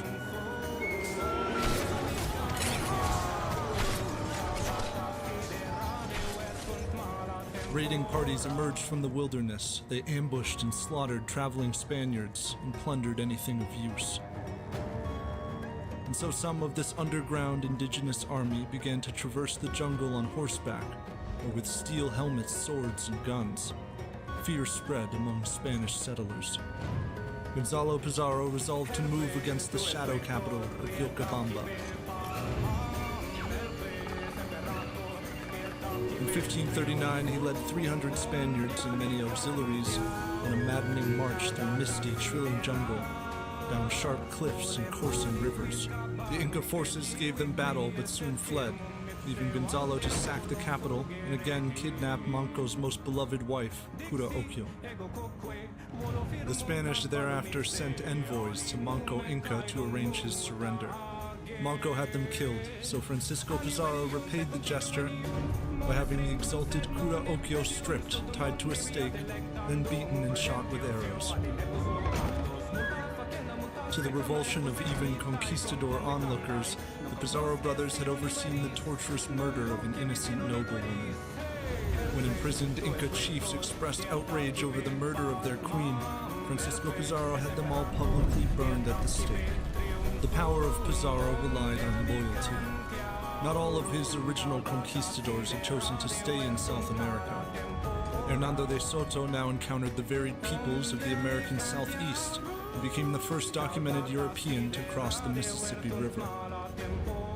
Back in Peru, Manco Inca exploited divisions within the Spanish ranks by allying with an anti-Pizarro faction led by the vengeful son of the late Almagro. On June 26, 1541, this faction ended the life of Francisco Pizarro with a blade in the throat and took power, only to be later violently ousted themselves by a crown-appointed governor. Spain sought direct control over her new land and subjects, for the bellicose conquistador dynasties had plundered and waged war in the distant New World with outsized authority. Some ousted Almagro supporters fled to the Neo-Inca state, where nobles and warriors walked paved roads hung with vines, where stone marvels revealed themselves and cool water streamed from fountains. Manco Inca offered the hunted Spaniards refuge here, and in return they trained his Inca troops to better use the firearms, weapons, and horses they had captured. It seemed a new chapter in the resistance movement, but in secret the allied Spaniards hoped to curry favor with colonial officials. So in 1544 they turned on their host and stabbed Manco Inca to death. The Neo-Inca state survived under an heir, but already the surrounding world had begun to change. The heartland of the Inca Empire, now a frontier of the unstoppable Spanish Empire. Cities of foreign architecture mapped the valleys and filled with newly arrived Spaniards, while indigenous inhabitants were made to work. Subjects of the Inca Empire had previously paid an annual tax of generally 2 to 3 months in labor, building infrastructure or monuments, tending farms, or making textiles. The Incas rotated tax demands so as not to strain communities, and provided subjects food in times of emergency. The new Spanish masters co-opted this labor system, demanding more work in harsher conditions and leaving many families destitute. Some were sent into the underworld. A Spanish missionary wrote, "In 1545 there was discovered a mouth of hell, into which have entered a great quantity of people, which by the greed of the Spaniards they sacrificed to their god. And these are some silver mines that they call Potosi. Enslaved Africans and over 10,000 native laborers each year were forced into the mountain, into dark and stifling mines which claimed the lives of many, while a massive town of 100,000 people grew like moss around the fount of treasure. For the next century, nearly half of the world's silver came from Potosi, the envy of sovereigns from Europe to the Ming Dynasty. In response to accounts of abuse and atrocity across the New World, the Spanish crown implemented some legal measures to regulate the treatment of its indigenous subjects, who nevertheless would continue to suffer exploitation, abuse, and social degradation by dint of heritage. Opponents of Spain and Catholicism in Europe would promote both real and embellished accounts of Spanish atrocities in what was later called Leyenda Negra, the black legend which cast Spaniards as uniquely unjust among the burgeoning colonial empires. That their opponents also brutalized people did not soothe the conscience of certain Spanish clergy and soldiers who believed their countrymen had disgraced God in the former lands of the Incas. Conquistador Cieza de León lamented, "Many, many times I have seen with my own eyes severe things done to these unfortunate people. And those who read it have patience because I cut short what I am relating, and do make use of reading about it to supplicate our Lord to pardon such grave sins." By 1572, just 4 decades since the invasion, disease, war, and hard labor had killed almost half of the native population in the fallen empire. Some survivors carved out status in the new colonial hierarchy, preserving history and traditions in doing so. And others, no doubt, still looked to the forest with a dream that the Neo-Inca state would resurrect the old empire. By then, Tupac Amaru, son of Manco Inca, sat on a lesser throne. He had hardly a chance of evading the Spaniards who hunted him in the wild. Soldiers brought him in chains to Cusco, and before a crowd of wailing onlookers, the conquerors beheaded the last Sapa Inca. So ended the Inca dynasty. It was only a handful of generations before that the great Pachacuti raised a line of regional kings to an imperial throne. He and his progeny commanded a mighty and flourishing empire, at once dominating, ingenious, and marvelous. The empire and its sovereign were no more. Yet a path remained for the people of the conquered Andes. A long trek of assimilation and resistance, peace and bloodshed, subjugation and sovereignty. Centuries later, among the high peaks, villagers and their herds still walk the old Inca roads, speaking Quechua as they go, and weathered walls and temples stand silent across the land. The last witnesses of the great Inca Empire.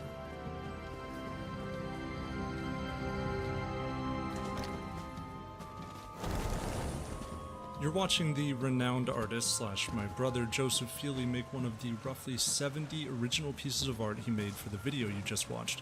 To help him depict the Inca world authentically, I compiled over 200 pages of notes and references on everything from the materials of Inca peasant clothing to 1530s Spanish legwear. Between the researching and writing the script and citing my sources, and Joe manually spending several hours on each piece of art, each of the 2 episodes that we combined to make this one took months to make. If you're like us and you're sick of inaccurate, zero effort, and often machine-generated content drowning the internet, there are a couple ways you can help real human-created stuff survive on this platform. First, subscribe, like, comment, all that helps. Second, you can spend 30 seconds checking out the Patreon link in the description. It's the most direct way to support what we do, and we've also loaded it up with tons of bonus episodes, updates, Discord access, and more. Consider joining. Until next time, thanks.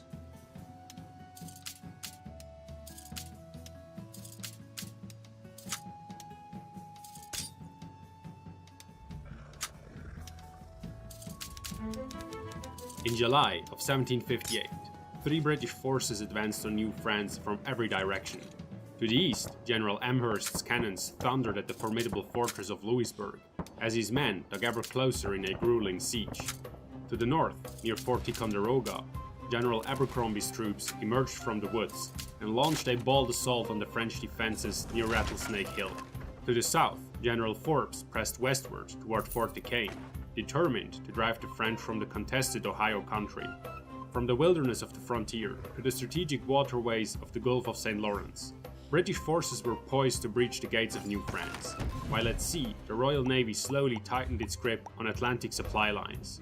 The colony was under siege, beset on all fronts.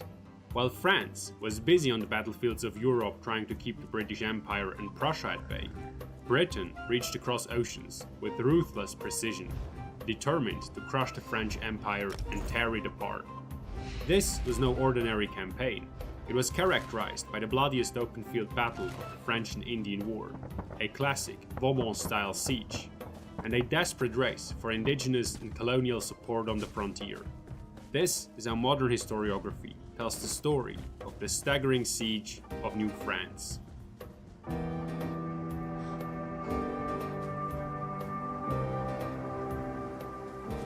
By the end of 1757, the French appeared to have gained significant momentum in the French and Indian War. They had triumphed at the Battle of Oswego in 1756, driving the British off Lake Ontario, and had successfully repelled British forces from Louisbourg in 1757, denying them access to the Gulf of St. Lawrence. Additionally, under Louis-Joseph de Montcalm-Gozon, Marquis de Montcalm de Saint-Véran, Montcalm for short, they had secured victory at the siege of Fort William Henry, effectively pushing British troops away from Lake George. In theory, the road to Fort Edward, and ultimately Albany, and thus the heartland of the 13 colonies, lay wide open. However, the aftermath of the famous massacre of Fort William Henry revealed serious problems for the French. Much of their resources, especially food and ammunition such as cannonballs, had been depleted. More importantly, many of their Native American allies abandoned the French cause after the siege. Frustrated that the spoils Montcalm had promised were never delivered, the French commander had promised the British safe conduct as part of the terms of surrender, something that was entirely alien to most native warriors. In an attempt to get what they believed they were owed, scalps, captives, and anything valuable they could trade, they attacked the retreating British column as it marched toward Fort Edward. The French tried to protect the British, but about 500 were taken as captives, and 185 were killed. Some Native Americans even attacked and scalped the sick inside the hospital at Fort William Henry. In a tragic twist of fate, doing so exposed them to numerous diseases, the most devastating of which was smallpox. After the warriors retreated to their communities, some more than 1,500 kilometers away from Fort William Henry, the disease spread rapidly among native communities. They came to believe that the French were to blame, leading them to withdraw their support from the foreign power in battle. The loss of native support forced the French to rely more heavily on regular troops sent from France. Meanwhile, the ongoing 7 Years' War was draining resources in Europe, with a British naval blockade having the most serious impact by steadily restricting France's ability to send provisions, soldiers, and weapons to New France. Compounding the problem, a poor harvest had devastated food supplies in Canada, further straining French resources. By New Year's Day of 1758, William Pitt, the British Secretary of State, had become aware of this situation. His strategy for the conflict in North America was designed to exploit France's weaknesses. Because France was strong in Europe, having assembled about 100,000 men near its northern shore, Pitt planned to remain on the defensive, focusing his attacks where France was vulnerable, in North America and the Atlantic Ocean. To undermine French resistance, the Secretary of State ordered Admiral Henry Osborne and Admiral Edward Hawke to block the French fleet at Brest, La Rochelle, and Cartagena, ensuring they could not support New France. In America, Pitt envisioned a series of 3 offensives aimed at the frontier and New France's heartland around Quebec and Montreal. The first, most crucial attack would be against Louisbourg, while additional strikes would target Fort Carillon and Fort Duquesne, stretching New France's forces thin and allowing the British to defeat them in detail. Brigadier General John Forbes gathered 6,000 men at Schenectady, to cut directly through Pennsylvania from Carlisle and across two formidable mountain ranges, the Alleghenies and the Laurel Ridge, to attack Fort Duquesne, the future site of Pittsburgh. This advance was designed to weaken French control of the Ohio country and disrupt their trade with the Native American nations around the Great Lakes. Meanwhile, near the ruins of Fort William Henry, General James Abercrombie gathered a large force of 16,000 men to attack Fort Carillon and invade Canada directly across the New York frontier. Lastly, at Halifax, Nova Scotia, General Jeffrey Amherst gathered 14,000 men for the Louisbourg campaign, aiming to open New France to an invasion through the Gulf of St. Lawrence. The British attack was ready to launch.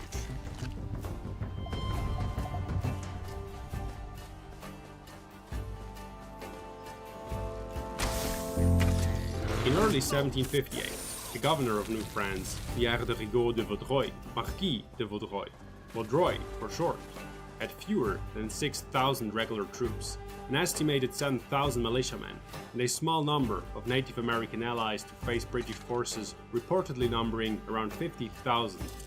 Vaudreuil did exactly what William Pitt's strategy called for. He divided the French forces into three groups, allocating about 5,000 troops to defend Fort Carillon and Louisbourg, and sending a select force of around 3,000 to the Mohawk River and the northwestern frontier of New York. This meant the French would be heavily outnumbered in each campaign. However, they had a strategic advantage. They could rely on solid fortifications on all fronts. As a general rule, an attacking force needed roughly 3 times as many troops as the defenders to successfully besiege a fortress, so the French still had a fighting chance.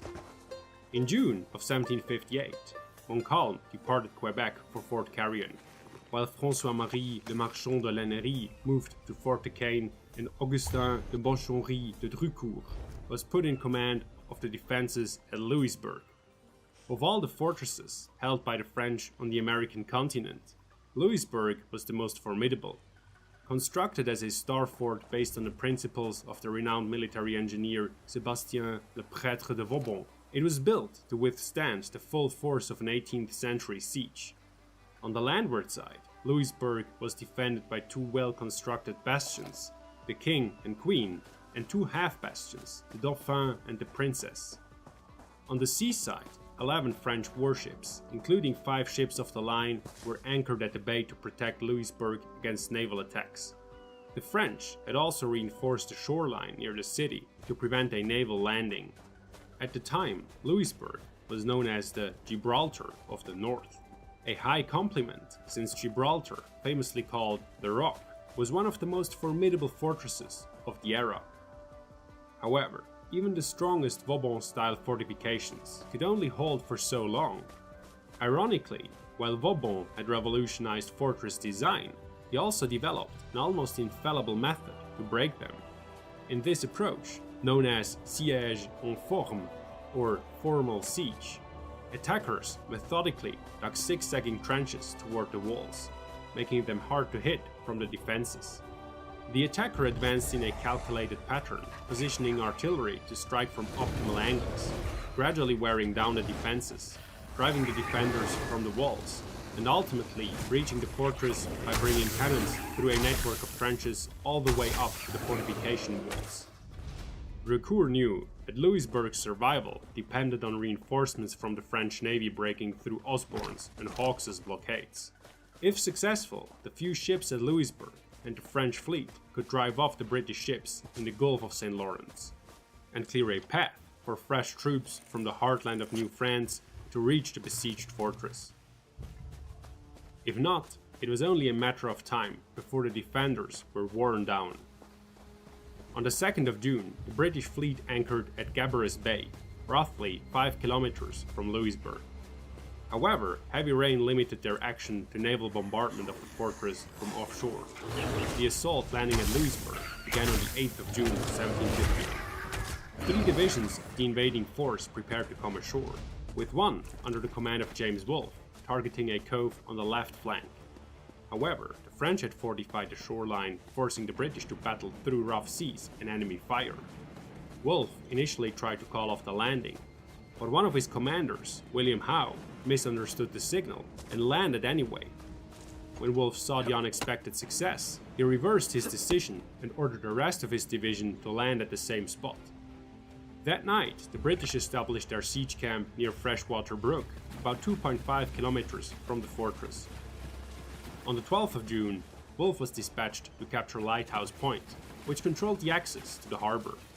With that secured, all the pieces were in place to begin a formal siege. On the 19th of June, after nearly a week of preparation, the British artillery batteries were finally in place, and Geoffrey Amherst gave the order to open fire at the city's bastions and the French ships in the harbor. The digging of siege trenches, parallels and seps progressed steadily. By the 3rd of July, the British had constructed batteries within 550 meters of Louisbourg's landward defenses.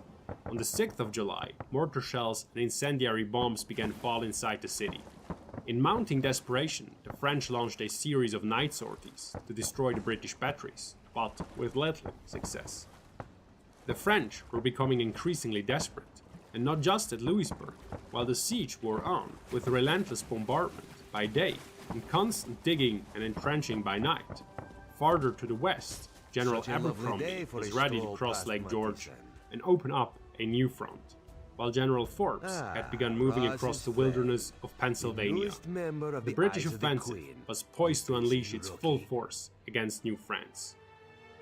Her Majesty set this one a task: investigate the leadership of the Veiled Heritance. The Veil's trail leads here to the town of Matisse. When Montcalm arrived at Fort Carillon, he had a mere 3,500 men at his disposal, and notably only 15 native allies had shown up. Rations were calculated to last a maximum of 9 days. Therefore, reinforcements from Quebec were Montcalm's only real hope of winning a protracted siege. However, what he didn't know was, as historian Fred Anderson puts it, quote, the king, Louis XV, and his ministers were quietly writing New France out of France's grand strategy. France's resources were tied up in Europe, defending the coast against British raids and preparing for a possible invasion of England. As a result, Montcalm was largely on his own. Only François Gaston de Lévis, with 400 men, could be spared to reinforce Fort Carillon. Montcalm's adjutant noted, quote, "Our situation is critical. Action and audacity are our sole resources." On the 6th of July, French scouts at the northern end of Lake George spotted 4 columns of small boats slowly advancing across the water. Thousands of them, according to soldiers' journals, covering the lake from shore to shore. At the head of the fleet was Lord George Howe, General James Abercrombie's second-in-command. Howe was a seasoned officer, thoroughly familiar with warfare on the frontier's woodlands. He enjoyed the complete confidence of William Pitt, which is precisely why he had been placed under Abercrombie, whom Pitt deeply distrusted due to his lack of battlefield experience. Even Abercrombie's own soldiers didn't trust him, referring to him as Granny. Though Pitt wanted Howe to lead the expedition against Fort Carillon, Abercrombie's political connections and seniority secured him the top command. As Abercrombie's massive force of 16,000 troops closed in, the French, stunned by the size of the approaching army, retreated into the forest, abandoning much of their baggage. Howe, leading the advance guard, gave chase through the dense woods. The French rearguard fought a delaying action, frequently turning to slow their pursuers. Then, before the British could finally engage, a musket shot rang out from a concealed position, striking Lord Howe and killing him instantly. This was a devastating blow to the British morale before the battle had even begun. With Howe's death, the army lost most of its strategic edge. He had trained alongside Roger's Rangers, the elite scouting force intimately familiar with the frontier, and was one of the few officers with both an understanding of the unique demands of wilderness warfare and the authority to influence Abercrombie's decisions, whether due to the impact of Howe's loss or some other failure. Abercrombie did not regroup his men or continue the advance. Instead, the army made camp and delayed any further movement until the next day. Even then, they proceeded only halfway toward Fort Carillon, a distance that could be covered in 2 hours, before stopping again in camp. One provincial surgeon captured the growing frustration, writing, quote, "I can't but observe since Lord Howe's death, business seems a little stagnant." It was not until the 8th of July that Abercrombie finally ordered scouts to reconnoiter the enemy's position. From the edge of the forest, they saw that the French had taken full advantage of the 2 days since the British landing. Montcalm, fully aware that the stone walls of Fort Carillon wouldn't hold for long, had ordered his men to pick up shovels and axes. On the rise of the hill behind the fort, they built a formidable wooden field fortification. This position was crucial because cannons placed there could easily target the fort, which is why the French were determined to hold it. In front of a sandbag reinforced palisade and breastwork, they carved out a deadly killing field. The forward slope was lined with a tangled mess of abatis, sharpened tree limbs and felled trunks designed to break the enemy formations and slow their advance. Further down, another barrier of sharpened stakes was erected to disrupt approaching infantry formations and channel them into the line of fire. The entire hillside had been transformed into a gauntlet, ideal for cutting down attackers with grape shot and musket volleys. Any frontal assault on this position would come at a terrible cost, staining the slope red with blood.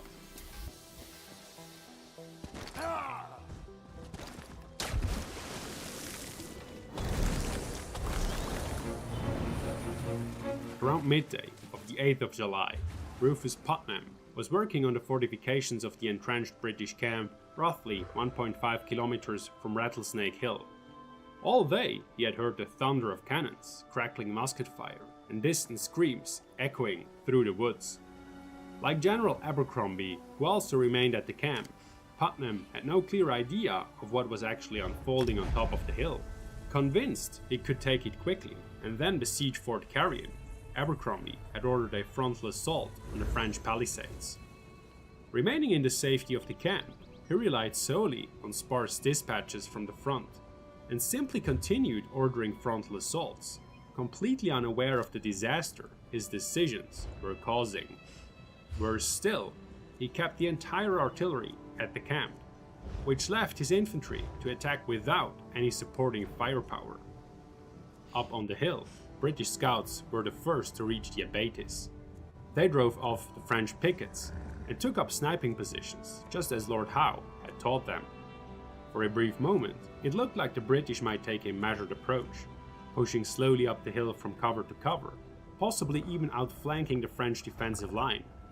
But Abercrombie's battle plan suggested otherwise. He had ordered 3 long infantry columns to push directly up the hill. Shortly after midday, more than 8,000 British soldiers advanced to the sound of drums and bagpipes, charging into the dense tangle of sharpened trees. The British right reached the first line of abatis before the other columns. As they came within range of the French muskets, they were met with a brutal volley. Caught in the open and tangled in the abatis, they were easy targets. Musket balls tore through the ranks as the French, firing from behind cover, picked them off at will. The killing field became a slaughterhouse.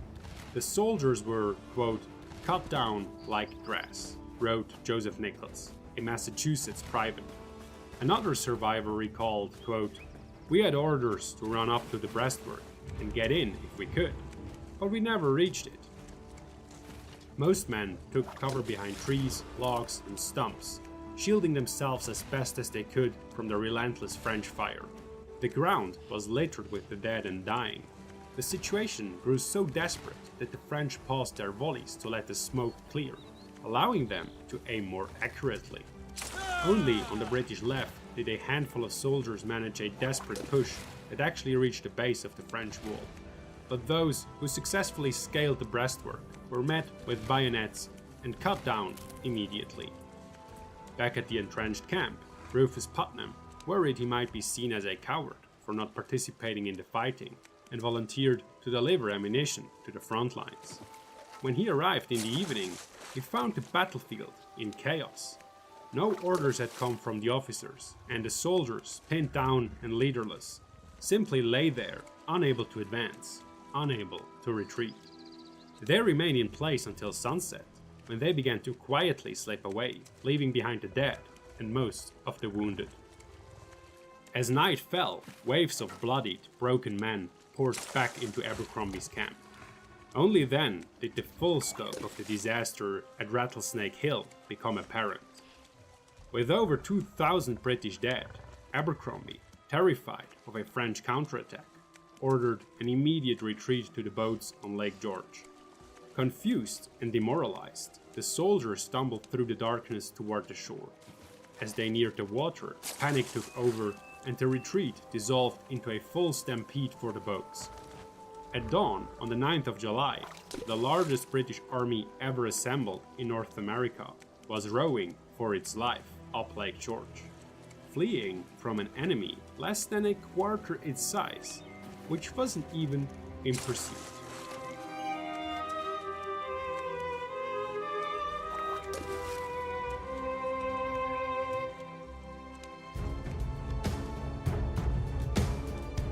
With their victory at the Battle of Fort Carillon, the French theoretically gained the ability to shift the balance of power at Louisbourg. Montcalm could have marched his men north toward Montreal and then sent them to Louisbourg by sea, while the French fleet attempted to break the naval blockade. But the French at Carillon lacked accurate intelligence, and shaken by Abercrombie's massive force, feared another British assault and decided to stay put, spending the rest of the summer reinforcing their defenses. At sea, the British also maintained control. The French fleet at La Rochelle remained blockaded by Admiral Edward Hawke, while at Cartagena, the French could only watch as the English under Henry Osborne eventually lifted the blockade, but only because Osborne knew that, on average, a ship of the line needed about 8 weeks to cross from Spain to North America. This meant the French ships couldn't reach Louisbourg before October, by which time the campaigning season would be over and winter setting in. Meanwhile, at Louisbourg, General Amherst was unaware of any bad news from the Battle of Fort Carillon and pressed on relentlessly. His trenches inched ever closer to the enemy bastions, and his batteries thundered at the town without pause. On the 21st of July, a red-hot cannonball struck one of the French ships of the line anchored in the harbor, igniting its powder magazine and causing a devastating explosion. The blast destroyed the ship and its 2 closest neighbors, burning all 3 vessels down to the waterline. However, the attackers also used red-hot cannonballs on the city, and by this point, fire was causing as much damage to the city as to the fleet. On the 22nd of July, the King's Bastion, the cornerstone of Louisbourg's landward defenses, caught fire. Under a relentless rain of red-hot shot from British artillery, buildings within the fortress ignited faster than the overwhelmed fire crews could extinguish them. Exploiting the confusion, on the night of the 25th of July, hidden by a thick fog, sailors from the British fleet rode into the harbor. They boarded the 2 remaining ships of the line, setting one ablaze and towing the other, the 64-gun Bienfaisant, to safety across the harbor. The loss of the Bienfaisant, not only the final surviving ship of the line, but also the squadron's flagship, delivered a crushing blow to French morale. Worse still, the British intensified their efforts. Following Vauban's siege doctrine to the latter, they unleashed a relentless bombardment, firing nearly 1,000 rounds into the city over the next 12 days. By then, Drucour had little choice. Nearly a third of his garrison had been killed or wounded by bombardment or disease. Only 4 serviceable cannons remained in the last functioning battery. 6 British ships of the line were preparing to sail into the harbor and bombard the city from the undefended seaward side, and a breaching battery was poised to open fire at close range on the landward wall. On the morning of the 26th of July, with no hope of holding out and unwilling to sacrifice more lives needlessly, Drucour raised a flag of truce and requested terms for surrender. Louisbourg had held out just long enough to prevent a British assault on Quebec in 1758. As the campaign season was slowly drawing to a close, and a winter assault on Canada was far from ideal. However, the eventual fall of Louisbourg marked a turning point, triggering the collapse of French control across much of Atlantic Canada. From their foothold at Louisbourg, British forces spent the remainder of the year driving out French troops and occupying settlements in what are now New Brunswick, Prince Edward Island, and Newfoundland. On the final remaining front, the Western campaign against Fort Duquesne, Brigadier General Forbes had worked tirelessly to build a road across the wilderness of Pennsylvania. His efforts to wrest control of the Great Lakes and their valuable trade with the natives from the French were bolstered by two key developments. First, the British victory at Fort Frontenac in August of 1758, which cut off supplies to Fort Duquesne. And second, successful negotiations with the Ohio indigenous nations, formalized in the Treaty of Easton, where they agreed to abandon the French cause at Britain's urging. Outnumbered 10-1, with no native allies and dwindling supplies, the French commander of Fort Duquesne chose to set the fort ablaze and retreat. The British would soon build Fort Pitt on its ruins. With French control of the frontier collapsing, the Gulf of St. Lawrence opened to invasion through Louisburg, and only Fort Carillon remaining as the main defensive stronghold between the advancing British and the heartland of New France, little stood in the way of an attack on Quebec and Montreal. The French Empire was about to crumble. If you found this video entertaining or educational, please consider supporting us on Patreon. Creating this content takes a lot of time and effort. Even a small tip can make a big difference in keeping the channel going. As a thank you, our Patreon supporters get regular updates and exclusive artwork previews. Your support means a lot. Thank you.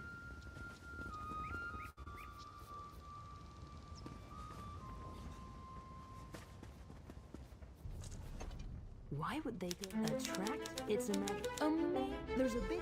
On the 12th of April, 1781, the Spanish opened fire on the fortress of Gibraltar. For almost 2 years, they had tried in vain to starve out the small British garrison. Now, they resorted to more drastic measures. The following years saw the use of fire ships and floating gun platforms, desperate sorties and a grand assault, seemingly impossible tunnels and spectacular innovations in the use of artillery. The stakes were high, as Great Britain was simultaneously fighting for two of its most valuable possessions: Gibraltar in the Mediterranean and its colonies in America. For this reason, the Great Siege of Gibraltar is considered the largest battle in the American Revolutionary War. Lasting over 3 years and 7 months, the Siege of Gibraltar is considered the longest siege ever endured by British forces. Gibraltar is located on the northern side of the Strait of Gibraltar, which connects the Atlantic Ocean to the Mediterranean Sea.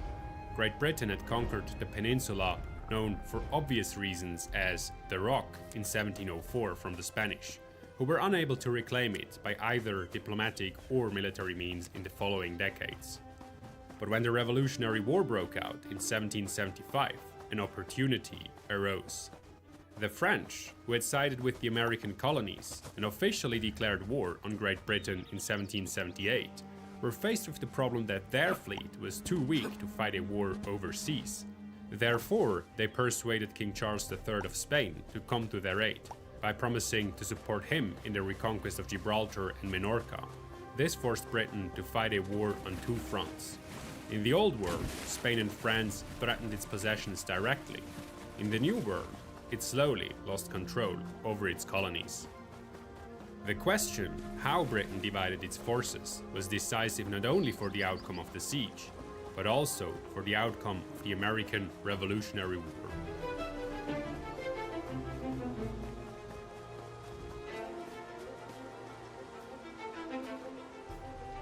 Spain opened its offensive against Gibraltar on the 21st of June, 1779.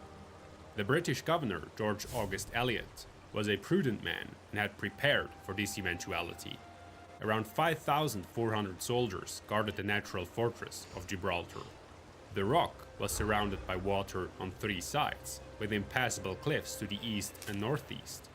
Lieutenant Colonel William Greene, the garrison's chief engineer, had built state-of-the-art fortifications during the 10 years before the siege. The only access from the land was secured by ramparts with a ditch, in front of which lay a flooded salt field. Several batteries on the hills above dominated the isthmus, and a long wall with bastions ran along the bay, catching any approaching ship in a hull-breaking crossfire. It was clear to both sides that this fortress could not be stormed. It had to be slowly forced to its knees. The man who took on this task was Martin Alvarez de Sotomayor. This experienced general sealed off Gibraltar from the outside within a few days. What made his life easier was the fact that there had already been a line of fortifications at the northern end of the isthmus since 1727, which he now manned and reinforced, while Admiral Antonio Barcelo established a naval blockade. Alvarez had just enough men and ships to ensure the defenders ran low in supplies, but not enough to prevent daring sailors from repeatedly breaking through to Gibraltar and bringing small amounts of provisions to the city. This was because France and Spain were concentrating their forces on a different plan. They wanted to attack Great Britain directly, to compel it to divide its forces still further. During the spring of 1779, they prepared an invasion fleet, which crossed the English Channel at the end of July. However, the expedition was doomed to fail. There was only one minor naval engagement off Plymouth, before starvation and disease weakened the invaders and forced them to retreat to the port of Brest. The French Queen, Marie Antoinette, she of cake fame, commented in disappointment, quote, "Our fleet was not able to engage the English and has done nothing at all. It was a wasted campaign." While England breathed a sigh of relief, Gibraltar now faced Spain's full military might.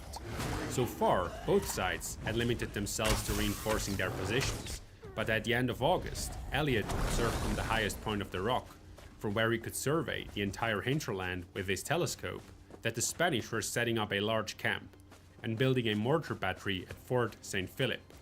He now expected them to open fire any day and decided to take the initiative. By the 12th of September 1779, Elliot's engineers had completed a new battery high up on the cliff, Green's Lodge, allowing them to take better advantage of the height. Instead of waiting for the Spanish to open fire, the defenders took action. As the Spaniards continued their work on the batteries of the northern barrier the following night, Elliot's gunners opened fire on them. When the workmen withdrew, they paused, only to resume firing as soon as they ventured out of cover again. The gun emplacement on the rock was so high up that it commanded an almost perfect view of everything happening below. It proved so effective that Green had another one built at the very top. This was a huge undertaking, as the summit was already difficult to reach on foot, and now a 24-pounder weighing a good 2 tons had to be heaved up there. 150 men with pulleys toiled for 4 days until the gun was finally mounted. The new position overlooked the entire isthmus and was appropriately named the Sky Battery. The 2 new batteries became even more effective when a captain of artillery, John Mercer, experimented with a new firing mode. He constructed small mortar shells and fired them from ordinary guns in order to combine their deadly explosions with the range of the cannon. After several attempts, he was able to shorten the fuses of the grenades precisely to the point where they exploded before impact, and sent a hail of shrapnel down upon the enemy. After the siege, the young artilleryman, Henry Shrapnel, who had witnessed the experiments, refined these improvised grenade cannonballs into a weapon that would revolutionize the world of artillery, the shrapnel shell. Thanks to these new batteries, the defenders were in an ideal position. Anyone approaching their walls had to run a deadly gauntlet across the isthmus. The only thing that worried Elliot was that the supplies were running low. For this reason, he asked for reinforcements from Great Britain, in the hope that they would arrive before hunger and disease overwhelmed his men.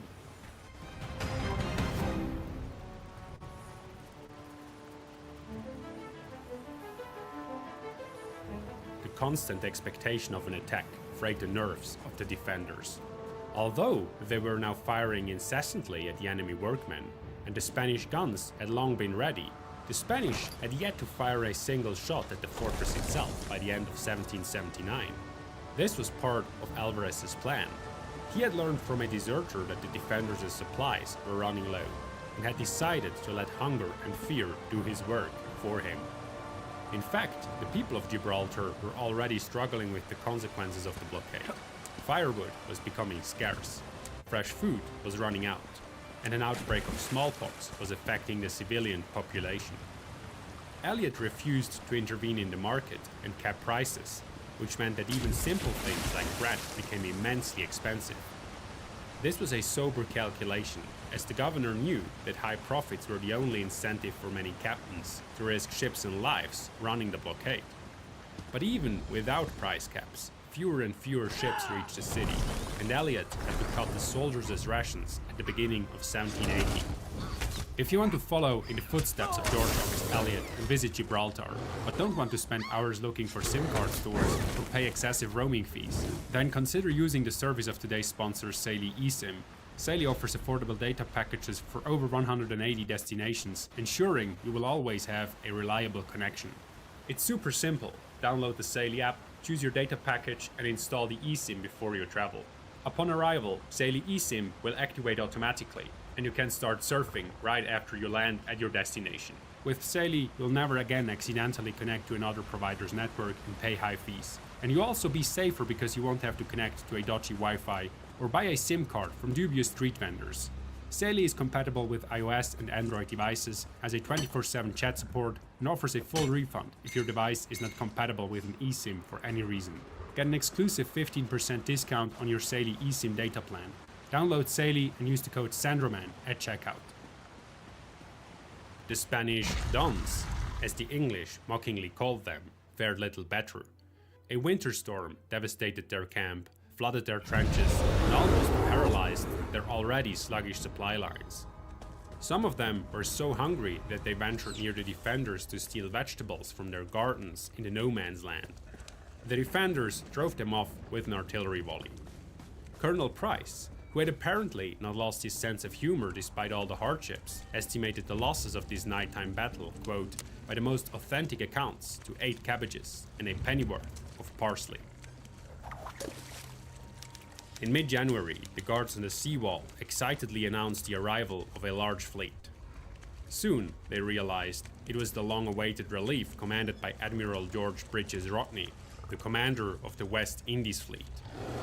Rodney had sailed south from Plymouth about a month earlier, sent part of his fleet to the colonies at Cape Finisterre, and then fought his way past a Spanish fleet at Cape St. Vincent on the 16th of January in the so-called Moonlight Battle.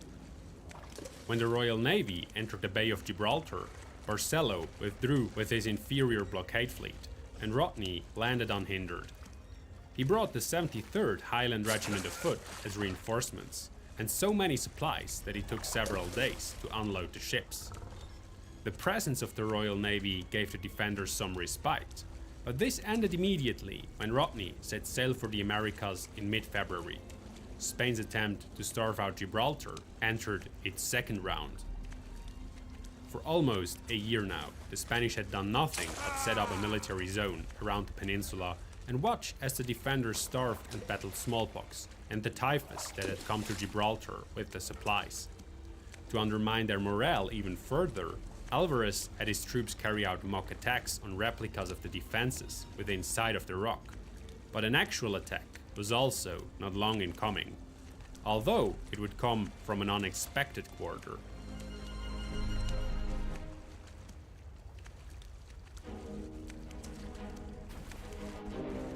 On the night of the 6th to the 7th of June, the Enterprise, one of the defenders' ships, suddenly sounded the alarm. The men who rushed to the seawall were presented with a terrifying sight. 9 fireships lit up the harbor and were drifting dangerously fast toward the new mole. Admiral Barcelo had set his sights on the 2 largest ships of the defenders, the Panther and the Enterprise, which had repeatedly managed to escort supplies through the blockade in recent months. The guns of the seawall opened fire immediately, but they failed to sink all the fireships. Only at the very last moment were a handful of death-defying men able to avert the danger by towing away the remaining fireships using rowboats. Barcelo was incandescent with rage and immediately set about his next plan. 3 weeks later, the defenders were again roused from their sleep by an unexpected attack. Under cover of darkness, several guns opened fire on the Panther from the bay. The defenders returned fire, but all they could see were muzzle flashes, so the enemy kept slipping through their fingers. The troublemakers soon turned out to be gunboats. They each had a large cannon at the bow and were rowed, which made them highly maneuverable. These boats would become a real nuisance for the defenders throughout the siege. They returned night after night to fire a few bullets at the ships or the city, and then immediately retreated. Although they caused only minor damage, they spread fear and terror. Nowhere was safe in the town. Worse still was that Barcelo used the boats to close gaps in the blockade. As a result, hardly any ships made it to Gibraltar anymore. On top of that, the Sultan of Morocco, who had constantly sent supplies to the British across the strait, switched sides in mid-July, and the tiny stream of provisions dried up almost completely. It wasn't long before the defenders ran out of fresh food, and diseases such as scurvy began to spread.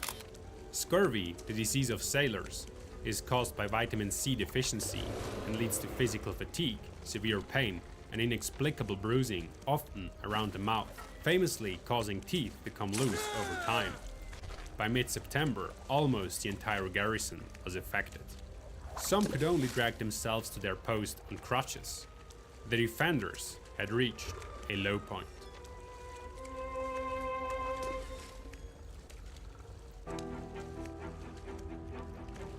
In early October, a Danish merchantman on its way to the Mediterranean ventured too close to the southern end of Gibraltar.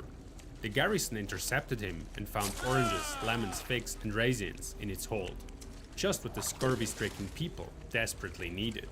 The soldier, John Drinkwater, who wrote one of the most detailed reports of the siege, noted, quote, "The salutary effects were almost instantaneous. In a few days, men who had been considered as irrecoverable left their beds to congratulate their comrades on the prospect of once more becoming useful to their country."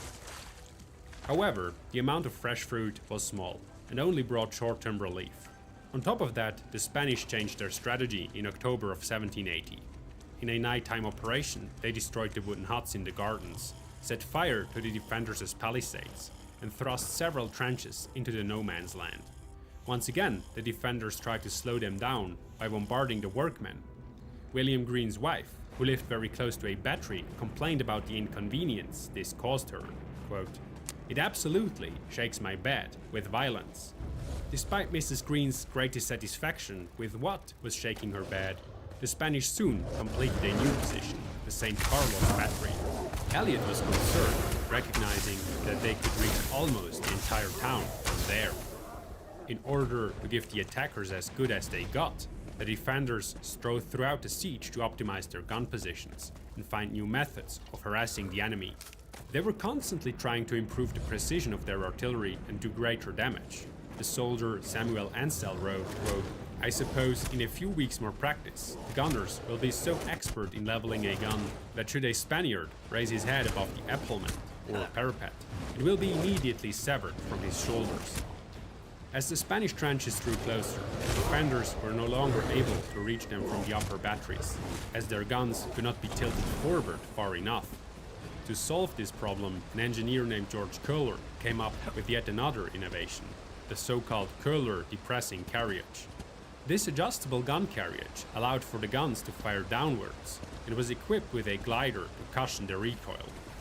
Köhler's carriage was the precursor of later artillery recoil systems. The people on the rock had been fighting for their lives for 2 years now. The enemy had inflicted few losses on them, but hunger, disease and despair were slowly wearing them down.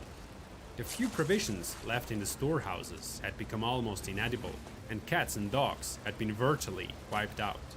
Slowly but surely, the defenders' hopes were fading. What they didn't know was that a second relief fleet was already being assembled in England. This was a decision with enormous political implications. Vice Admiral George Darby had to abandon the blockade of the French fleet in the port of Brest in order to gather enough ships. Because of this, the French were able to send a convoy of reinforcements to the American colonies. Reinforcements that were to play a decisive role in the last major battle of the Revolutionary War, the Battle of Yorktown. Darby arrived in Gibraltar on the 12th of April, 1781. The Spanish gunboats tried to block his way, but withdrew when his warships formed a line of battle.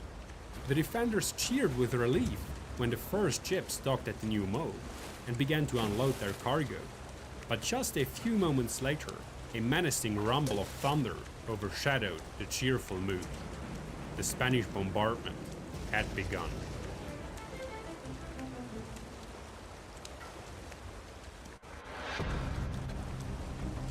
In the first 24 hours alone, around 3,000 cannonballs and mortar shells fell on Gibraltar. Although the defenders had been almost longing for the Spanish to do something at last, the attack now hit them harder than expected. No one had suspected that they, quote, would attempt to obliterate soldiers and civilian alike with such a degree of ferocity, death, and destruction. Soon, the first houses collapsed. Fires were raging throughout the city, and people fled south to escape the hail of bullets. The garrison bravely returned fire and hurriedly unloaded one ship after another so Darby could leave on the 20th of April. When he set sail, Gibraltar lay in ruins. Over the next few months, the Spanish guns thundered incessantly. The only exception to the rule was a brief daily pause in hostilities, exactly 6 hours after sunrise. This break, Ansel wrote, quote, arose from a custom pretty general in Spain, and common, I believe, in most warm climates, that of indulging themselves with a meridian nap. In other words, the Spaniards took a siesta.